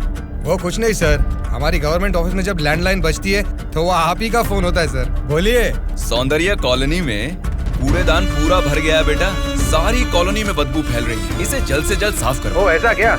उसे साफ करने का काम हमारा नहीं है, प्राइवेट वालों को कॉन्ट्रैक्ट दिया है। क्या कहा? कचरा उठाने का काम भी प्राइवेट लोगों को दे दिया है? तो फिर आप क्या कर रहे हैं? आप जैसे लोगों के सवालों का जवाब दे रहे हैं नारायण स्वामी। ठीक है, उस कॉन्ट्रैक्टर का नंबर दो। हेलो, कॉन्ट्रैक्टर गंगाधर जी हैं क्या?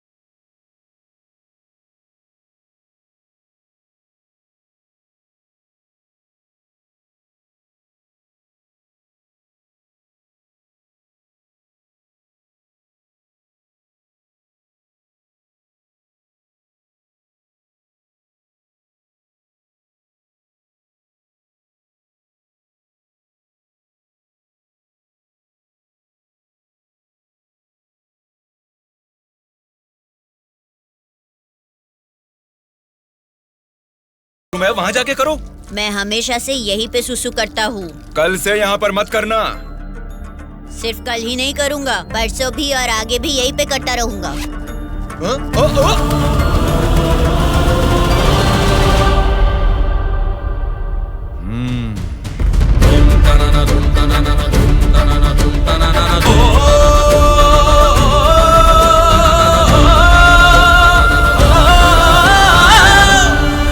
क्या हुआ? क्यों नहीं पेशाब किया?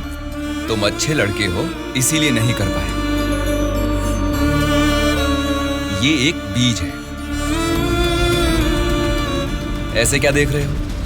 इसको फेंक दोगे तो मिट्टी में मिल जाएगा, लेकिन अगर इसे बो दोगे तो उसी मिट्टी को फाड़कर ये जल्द ही पौधा बन जाएगा। तुम इस बीज जैसे ही हो बेटा। ये बीज एक बड़ा वृक्ष बनेगा, खाने को फल देगा। अगर नहीं भी दे पाया तो कम से कम 10 लोगों को छांव देगा, बारिश लाएगा। अगर तुम इसे बो दोगे तो ये बीज बड़ा होके तुम्हारे बाद भी तुम्हारा नाम रोशन करेगा। अब इसे बोना है या फेंक देना है, तुम्हारी मर्जी है।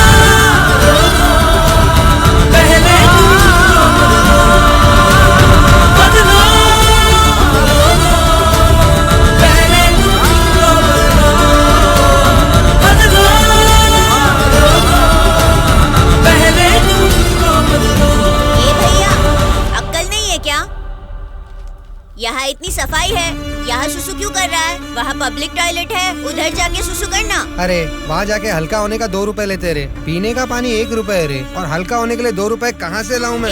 चलो जाओ यहाँ से। जा रहा हूँ मैं।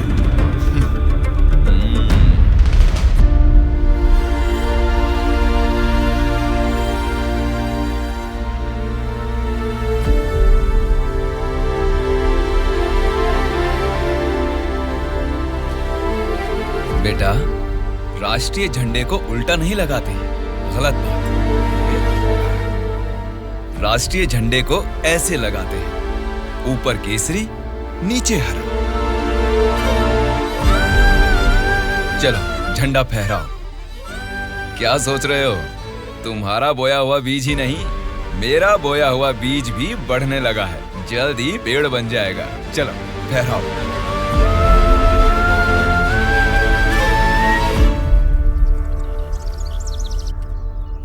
तुम्हारे माँ बाप कौन हैं? क्या करते हैं वो? मेरे माँ बाप गांजे का ना धंधा करते थे। पुलिस की पिटाई की वजह से मेरे पापा नहीं रहे और मेरी माँ जेल में है। तो मतलब तुम पढ़ते नहीं हो क्या? पहले पढ़ता था, मेरी माँ ने पढ़ाई बंद करवा के बोला कि गांजे के धंधे में लग जाओ, इसलिए उन्होंने मुझे स्कूल से भी निकलवा दिया। अब मैं स्कूल जाके नहीं पढ़ सकता। मैं पढ़ाऊंगा तो पढ़ोगी? हाँ पढ़ूंगा।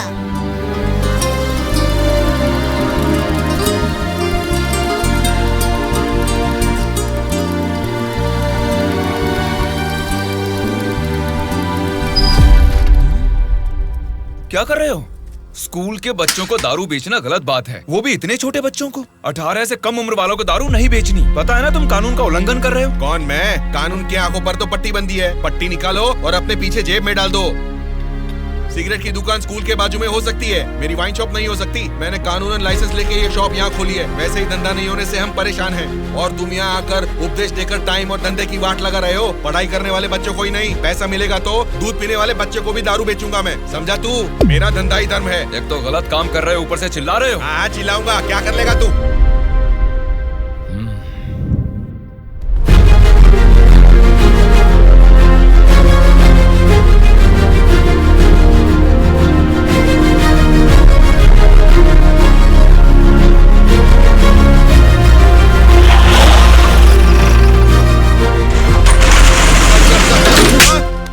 इंस्पेक्टर साहब, आप इस पर इस तरह हाथ नहीं उठा सकते। इसको कल आपको कोर्ट में हाजिर करना चाहिए। उसकी दारू की दुकान बंद करा के आपने हमारे लिए अच्छा काम किया है साहब। सच में आप जैसे लोग नेता बनेंगे तो हमारे लिए बहुत अच्छा काम करेंगे साहब।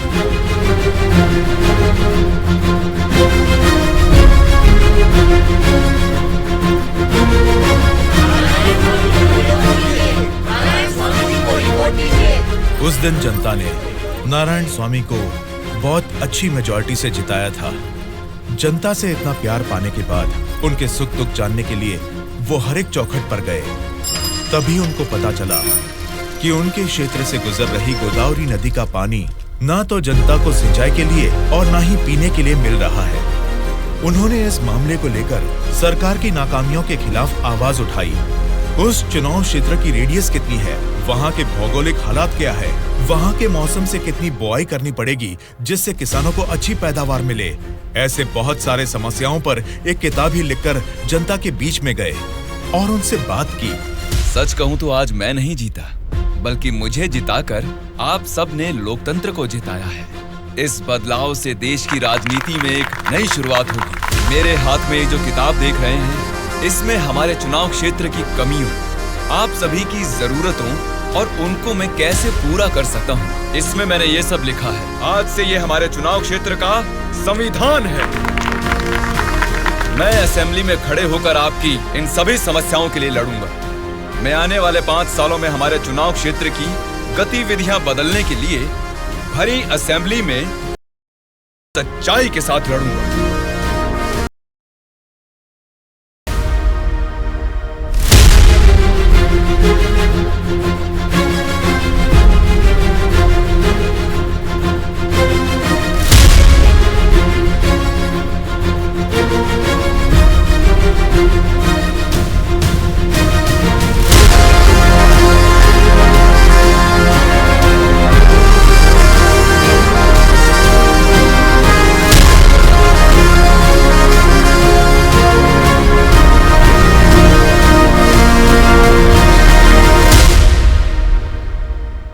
स्पीकर महोदय, ये हमारे चुनाव क्षेत्र की समस्याओं की किताब है। अगर मुझे थोड़ा सा समय मिल जाए तो मैं उन सभी समस्याओं से आपको रूबरू कराना चाहूंगा।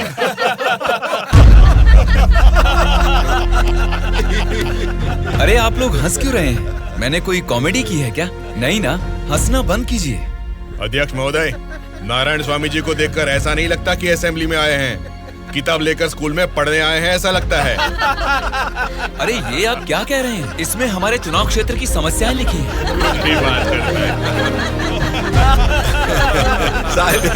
स्पीकर महोदय ने साइलेंस बोला, फिर भी हंस रहे हैं। चुप हो जाइए। ये क्या स्पीकर महोदय, ये तो आपकी भी नहीं सुन रहे। The house is adjourned. Tomorrow at 8 a.m. चलो यार, चलो।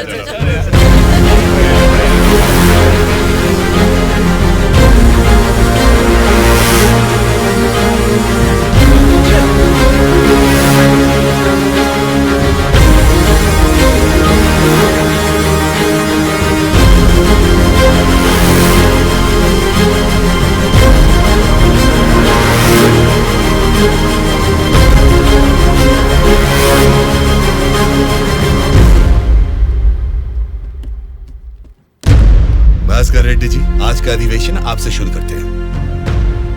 अध्यक्ष महोदय, पिछले सरकार की भ्रष्टाचार की वजह से पूरे राज्य का सर्वनाश हो गया है सर। क्यों सर्वनाश हुआ है उसकी वजह बता रहा हूँ अध्यक्ष महोदय। प्रचार तो राम राज्य का हो रहा था, लेकिन राज्य में राक्षस राज्य हो गया है अध्यक्ष महोदय, इसलिए इस तरह बात करनी पड़ रही है। ये क्या बोल रहे हो तुम? हमारी सरकार को राक्षस की सरकार बोल रहे हो? मुंह पे जुबान है तो क्या कुछ भी बोलोगे भास्कर रेड्डी? आगे के 5 साल तुम सत्ता में कैसे रहोगे ये मैं भी देखूंगा। तुम क्या देखोगे? मुंह बंद करके बैठो, नहीं तो बैठ जाएंगे। क्या कर लोगे तुम? मैं क्या करूंगा? हमारी मेजोरिटी कितनी है पता है ना? 100 लोग हैं। अगर हम चाहेंगे तो तुम में से एक भी असेंबली को छोड़कर नहीं जा सकता। हाँ, कुरुक्षेत्र में कौरव भी 100 ही थे, याद है ना? लेकिन अंत में क्या हश्र हुआ उनका? हमने भी हाथ में चूड़ियां नहीं पहन रखी। बहुत बोल चुके हो तुम, अब बैठ जाओ। तुम कौन होते हो हमें बिठाने वाले? तेरे सामने ही बोल रहा हूँ, अगर हमें गुस्सा आ गया ना तो असेंबली छोड़ के कोई भी बाहर नहीं जा पाएगा, कह रहा हूँ। क्या कह रहे हो नहीं जा पाएंगे? मतलब मारोगे हमें? दम है तो आ जाना, देखते हैं। ये क्या रे, हम लोग कुछ बोलते नहीं इसलिए सर पे चढ़ गए। तब से तुम ही हमें उकसा रहे तू हो। हमें उकसाएगा और हम भड़केंगे भी नहीं। हम क्या घूंघट ओढ़ के बैठे हैं? हिम्मत है तो हमको रोक के दिखा। रोज देखना है तो फिर आ जाओ, इधर का इधर ही फैसला कर देते हैं। आ जाओ, आ जाओ, अरे आ जाओ, मैं तो आ जा। बैठ जाइए आप लोग, बैठ जाइए, शांति रखिए। बस कर रेड्डी जी, मैंने साइलेंस बोला ना, कंट्रोल रखिए। साइलेंस, साइलेंस, आप सब लोग बैठ जाइए। Silence, silence. 1 घंटे के लिए सभा को स्थगित करता हूँ। भद्राचलम चुनाव क्षेत्र के एमएलए नारायण जी को मैं बात करने के लिए अनुमति देता हूँ। महोदय, आज इस सभा में मैं इन सभी के सामने एक बात बोलना चाहता हूँ। प्रोसीड। महोदय, यहाँ बैठे सभी लोग जनता के प्रतिनिधि हैं। जनता ने वोट दी, इसीलिए ये जीते। वोट देने वाली उस जनता के बारे में कोई बात ना करके इस सभा में एक दूसरे को कोसना, झगड़ा करना अच्छी बात नहीं है साहब। देखा जाए तो ये बेशर्मी है। अध्यक्ष महोदय, नारायण स्वामी जी अपनी मर्यादा का उल्लंघन कर रहे हैं। जनता ने आंख बंद करके वोट डालकर हमें नहीं चुना है। अध्यक्ष महोदय, इनकी मजाल तो देखिए, हमें बेशरम बोलता है। इस बात के ऊपर तो नारायण स्वामी जी को तुरंत हमसे यहाँ क्षमा मांगनी चाहिए, अभी के अभी।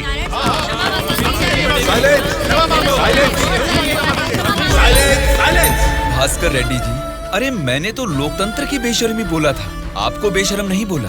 देखिए, इन क्षमाओं और झगड़े से सभा के समय को बर्बाद करने की बजाय हमें मिलकर जनता की जरूरतों और समस्याओं के बारे में बात करनी चाहिए। मतलब हम यहाँ झगड़ा करने आए हैं क्या? हमारे मुख्यमंत्री और हमें जनता का पालन कैसे करना है तुम बताओगे? अध्यक्ष महोदय, यहाँ पर आए सारे नेताओं से नारायण स्वामी जी को क्षमा अभी के अभी मांगनी ही होगी।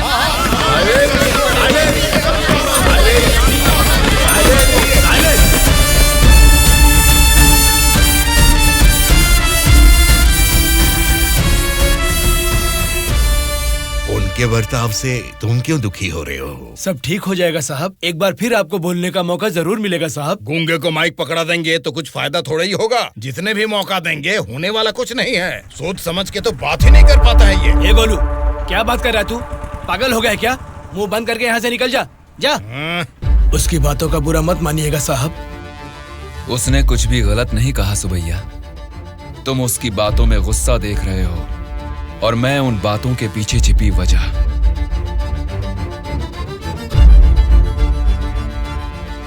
महोदय, हमारे चुनाव क्षेत्र में सारे संसाधन हैं, लेकिन उन्हें कैसे इस्तेमाल करना है हमारे लोग ये ना जानने की वजह से पीछे रह गए हैं। इस बारे में सरकारी पार्टी को कई बार विनती करने के बाद भी वो लोग फंड्स अलॉट नहीं कर रहे। अगर ऐसा ही रहा तो हमारे चुनाव क्षेत्र की जनता हम पर भरोसा कैसे करेगी? बोलिए महोदय।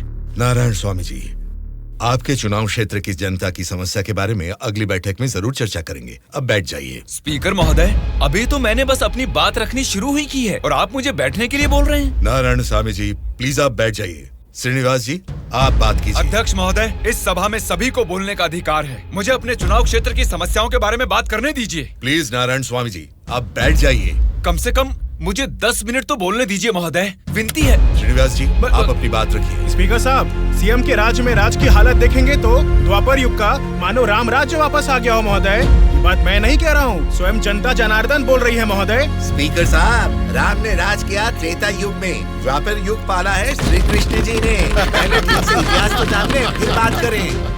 बोला था ना, गूंगे को माइक थमा देने से कुछ नहीं होने वाला। देख लिया, नेता तो ऐसा होना चाहिए जिसके सदन में बोलने से सब थर थर कांपे, सबकी धज्जियां उड़े, जरूरत पड़े तो वो लड़ने पे आ जाए। ये सारे गुण होते हैं सदन के नेता के।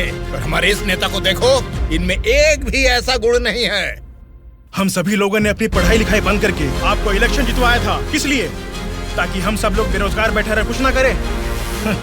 लेकिन आपको देख के तो लगता नहीं है कि आप हमारी समस्याओं को दूर कर पाएंगे। ऐसा बोल रहा हूँ बोल के कुछ गलत मत समझिए। असेंबली में गला फाड़ के चिल्ला के बात करने वाले को ही नेता बोलते हैं। एक जुझारू नेता ही हमारी समस्या को सुलझा सकते हैं। एक सलाह देता हूँ, एमएलए पद से ना आज ही इस्तीफा दे दो। भद्राचल के चुनाव क्षेत्र के एमएलए नारायण स्वामी जी को बात करने के लिए अनुमति देता हूँ। अध्यक्ष महोदय, हमारे चुनाव क्षेत्र के चारों ओर पानी ही पानी है, लेकिन एक घूंट भी पीने लायक नहीं है महोदय। वहाँ के लोगों की स्थिति बहुत खराब है महोदय, जरा उनके बारे में कुछ सोचिए। और सिर्फ एक यही समस्या नहीं है साहब, शिक्षा, चिकित्सा, रोड, मैं तो कहता हूँ पूरा क्षेत्र समस्याओं ही समस्याओं से भरा है महोदय। इसीलिए मेरी आपसे विनती है कि अध्यक्ष महोदय, नारायण स्वामी जी के चुनाव क्षेत्र में सिर्फ और सिर्फ जनता को ही सारी समस्याएं हो रही है, लेकिन इनके राज्य में सरकार बनाने वाली पार्टी के गुंडों की वजह से वहाँ के जनता की जान जा रही है। अध्यक्ष महोदय, सत्ता इनके हाथ में है और पैसे बनाना ही इनकी पार्टी का मकसद है। दरअसल सत्ता में रहकर इन्हें अपनी दारू की दुकानें चलानी है और सारा इल्जाम हम पे थोपना है। अध्यक्ष महोदय, हम सिर्फ दारू की दुकान ही चला रहे हैं साहब। ये विपक्ष के लोग जब सत्ता में थे तब सीधा ब्रोथेल हाउस ही चला रहे थे। हाँ साहब, ये सही कह रहा हूँ मैं। जरा उनको देखिए, बोलते कुछ है, करते कुछ और हैं। कैसी बातें कर रहा है? कितना गिरा हुआ आदमी है ये अध्यक्ष महोदय। Silence, silence. मैंने क्या गलत कह दिया अध्यक्ष महोदय? ये रमा देवी कौन है? क्या चरित्र है इनका? एक जमाने में रेड लाइट एरिया में उन्होंने क्या गुल खिलाए हैं सब जानते हैं।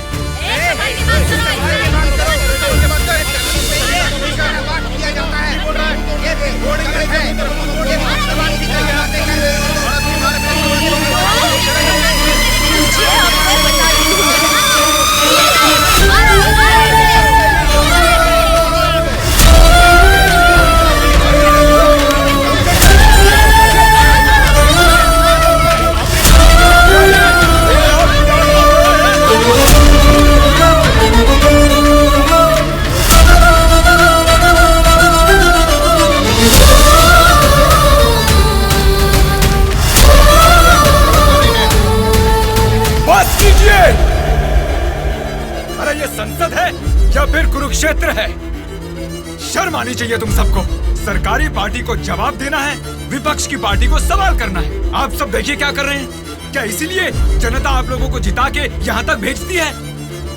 जनता को बदलना है, जनता बदलनी चाहिए, तब से यही सब चिल्ला रहे हैं। 5 करोड़ की जनता में से सिर्फ 299 लोग ही यहाँ आए हैं। मतलब बदलना जनता को नहीं है, बल्कि हमें बदलना चाहिए।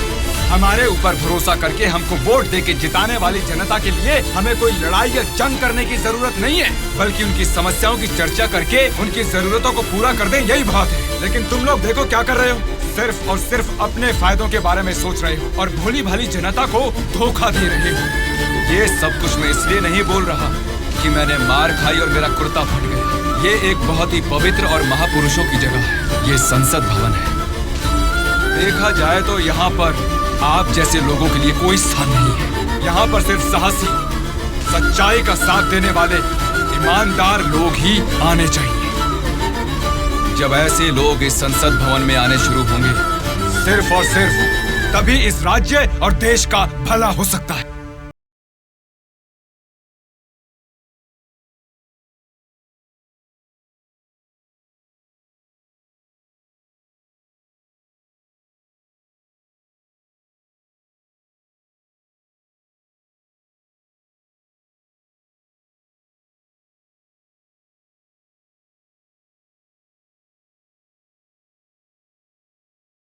तो बता दीजिए अंकल, उदास क्यों हो आप?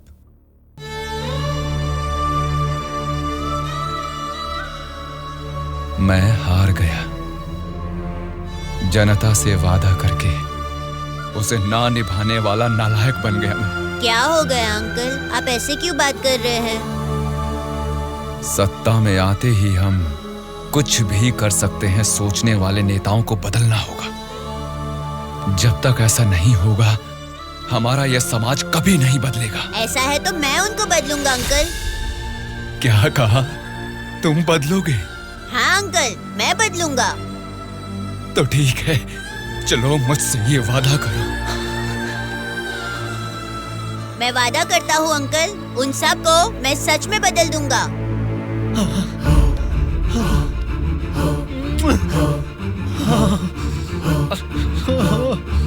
बदलना है, तुमको ही बदलना है, तुम ही बदलोगे।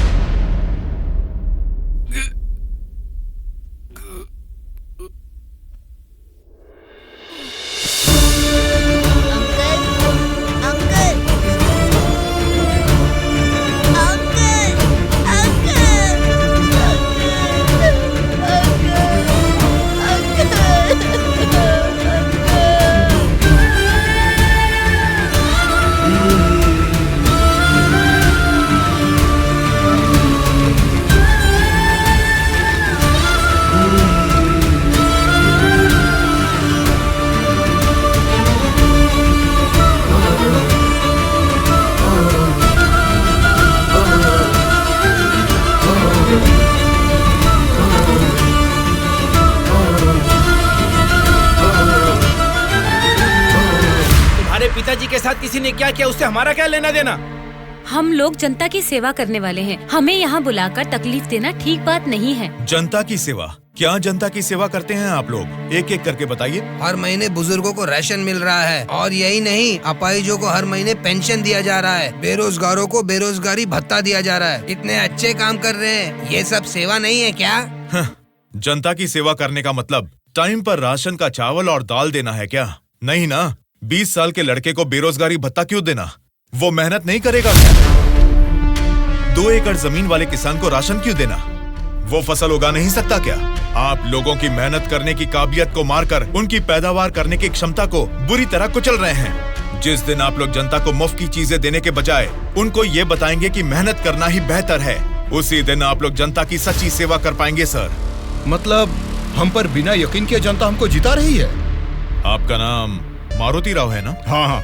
आपका चुनाव क्षेत्र रामापुरम है ना? सही कहा, रामापुरम ही है। आपके रामापुरम के बारे में आप क्या जानते हैं, थोड़ा बताएंगे सर? क्या रखा है रामापुरम में? 4 वार्ड है, 6 सरकारी अस्पताल है और 20 प्राइवेट अस्पताल है। उसके बाद 12 सिनेमा घर और 130 वाइन शॉप है। इसके अलावा अलग अलग क्षेत्र के लोग हैं, अलग अलग जात के लोग हैं और अलग अलग धर्म के लोग हैं। बाकी ओसी कास्ट तो सब कुछ मिला जुला के 1 लाख। इनके अलावा BC SC ST ये सब मिला के 2 लाख वोटर हैं। उतना ही नहीं, फिल्म डायरेक्टर सुकुमार जी और हीरोइन अंजलि जी दोनों यही पैदा हुए थे। कुंडली निकालोगे क्या? Nice information sir. उसी रामापुरम में जहाँ हजारों किसान रहते थे, अब कुछ गिनती के ही क्यों रह गए हैं सर? मुझे नहीं मालूम, किसानों के बारे में हम इतना कुछ नहीं जानते। तुम बोलो, तुम्हें मालूम है तो? रामापुरम की पूरी वोटरों की गिनती है 4,80,000। उनमें पुरुष है 2,50,000, स्त्रियां हैं 2,28,000, बाकी लोग हैं 3rd जेंडर।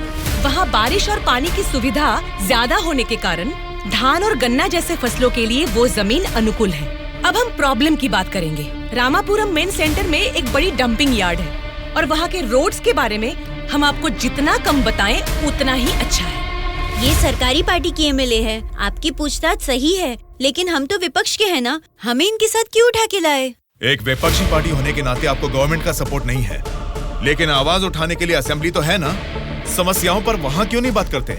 जनता ने वोट देकर आपको असेंबली इसलिए भेजा क्योंकि उनको यकीन था कि उनकी कुछ भलाई होगी, लेकिन पेट्रोल के बढ़ते रेट की आपको परवाह नहीं, बढ़ते ब्याज की आप बात ही नहीं करते। किसानों की आत्महत्या आप लोगों के लिए कोई मुद्दा ही नहीं है। बदलना है, अपने सोचने का ढंग बदलना है, हमारे बर्ताव का तरीका बदलना है। हमें बदलने को बोल रहे हो, ठीक है, जनता की क्या बात है? वो नोट लेके वोट नहीं दे रहे क्या हमें? उनको क्या बोलोगे? पैसे लेकर वोट डालना आखिर जनता को सिखाया किसने? आप जैसे नेताओं ने ही ना। वोट पर नोट की आशा रखने वाले ही नहीं हैं, वोट का इंसाफ चाहने वाले लोग भी हैं। आप क्या करते हैं? ऑटो चलाता हूँ। तो फिर ये पोस्टर क्यों चिपकाया है? नारायण के लिए इतना भी नहीं करेंगे तो अच्छा नहीं लगेगा। ऐसा क्यों? नारायण जी से आपको इतना लगाव किस लिए? वो हमारी तकलीफों को समझता है। वो सत्ता में आएगा तो बहुत लोगों को काम मिलेगा, हमारे गांव की तरक्की होगी। इतना भरोसा है? बिल्कुल भरोसा है। अगर उसने वादा कर दिया तो करके ही दिखाएगा। जब हमारे MLA चिनकोटा जी को अरेस्ट किया गया था, मेरे पति ने उनको छुड़ाने के लिए धरने पर पेट्रोल से खुद को जला लिया था। तो चिनकोटा जी ने क्या किया था? वे बोले थे कि सरकार में आते ही बात करके पैसा दिलाएंगे। मिला क्या? उन्होंने जबान दिया था, वादा तो वादा ही होता है ना। आपके दिए गए वादे जनता के सामने सिर्फ कहानियां बनकर रह गई हैं। कम से कम अब तो बदल जाइए। पार्टी बदलने के एजेंडा जैसे नहीं, जनता की तकदीरें बदलने वाले एजेंडा बन जाइए। अगर अब भी आप लोग नहीं सुधरोगे और ऐसा ही करते रहोगे तो यहाँ से कोई भी जिंदा बाहर नहीं जाएगा। सूर्या, इनको समझाने का कोई फायदा नहीं है, ये लोग ऐसे ही रहेंगे। मेरी बात मानो, सबको मार डालो। अरे रुको भाई, रुको। ब्रदर, अगर आपको मारना है तो हमें मार दीजिए, लेकिन मरने से पहले हम सब बदलना चाहते हैं। हमको एक चांस तो दीजिए। इतने दिन जनता के पैसे कैसे लूटना है यही सोचते थे, अब एक मौका दे दो हमें।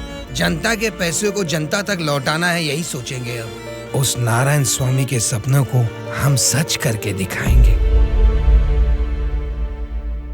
उसका नाम है सूर्या। ऑलरेडी एक मर्डर केस में वो सजा काट रहा है। सत्ताधारी पार्टी की सपोर्ट से वो जेल से बाहर निकला है। बहुत शातिर है वो। बड़ी होशियारी से वो दोनों पार्टियों के MLA को किडनैप करके लेके गया है। उसका प्लान क्या है, उसने क्यों किडनैप किया है, उसके सिवा और किसी को पता नहीं है। समझ गया सर। वो जहाँ भी हैं, सब MLAs को सेफली लाने की जिम्मेदारी मेरी।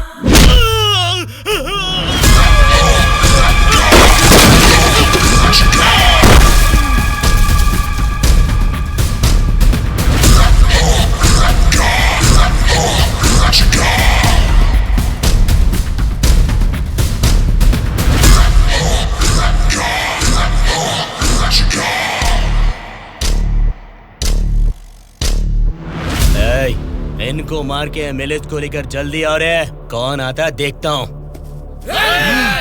रुक जाओ।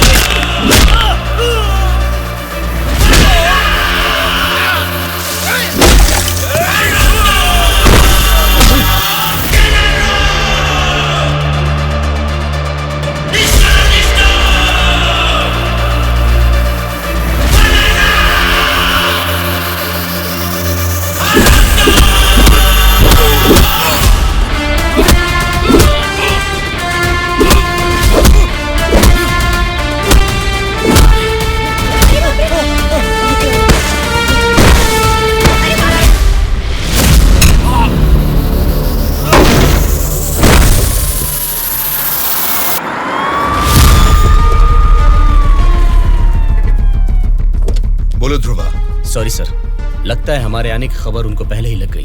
What? हाँ सर, जब तक हम पहुंचे वो सब एमएलए को लेकर यहाँ से चला गया। तो अब क्या होगा? आज शक्ति परीक्षण है। आज अगर एमएलए को नहीं ला पाएंगे तो स्टेट पे एक बड़ा इशू बन जाएगा। तुम किसी भी कीमत पर उन एमएलए को यहाँ ले आओ। Okay sir, I will try my level best.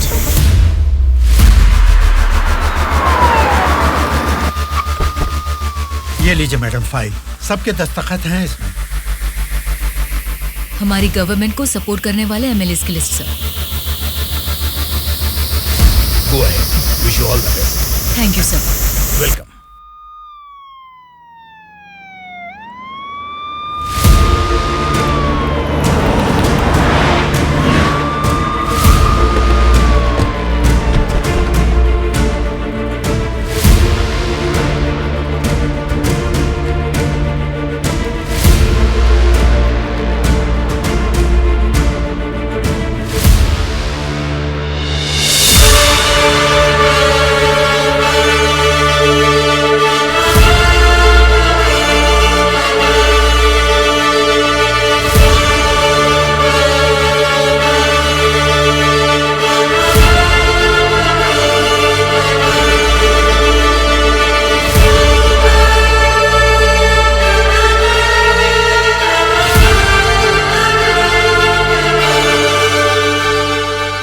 राज्य में पहली बार महिला चीफ मिनिस्टर बनने के लिए कांग्रेचुलेशंस श्यामला भारती जी।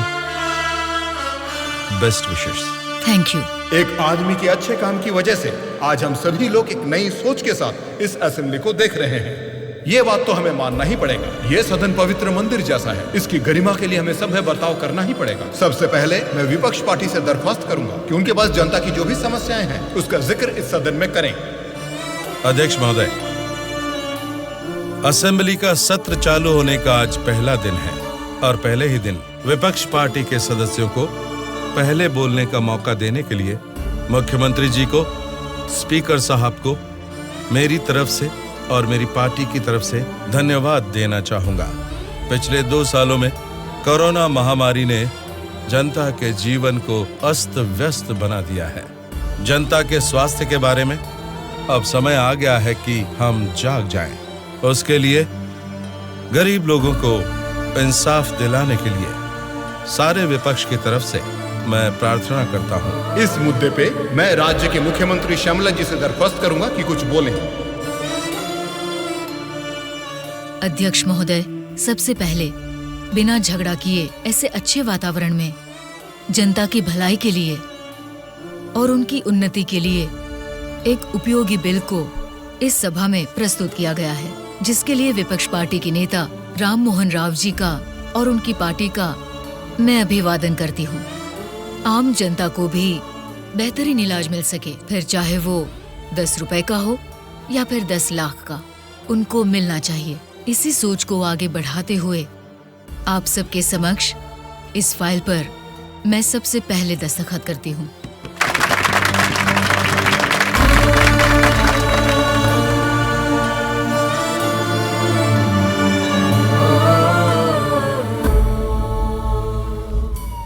तुमने जो सोचा उसे पा लिया सूर्या। नेक्स्ट टारगेट क्या है? हमारे देश की तरक्की जो कोई भी रोक रहा है वो लोग ही मेरा नेक्स्ट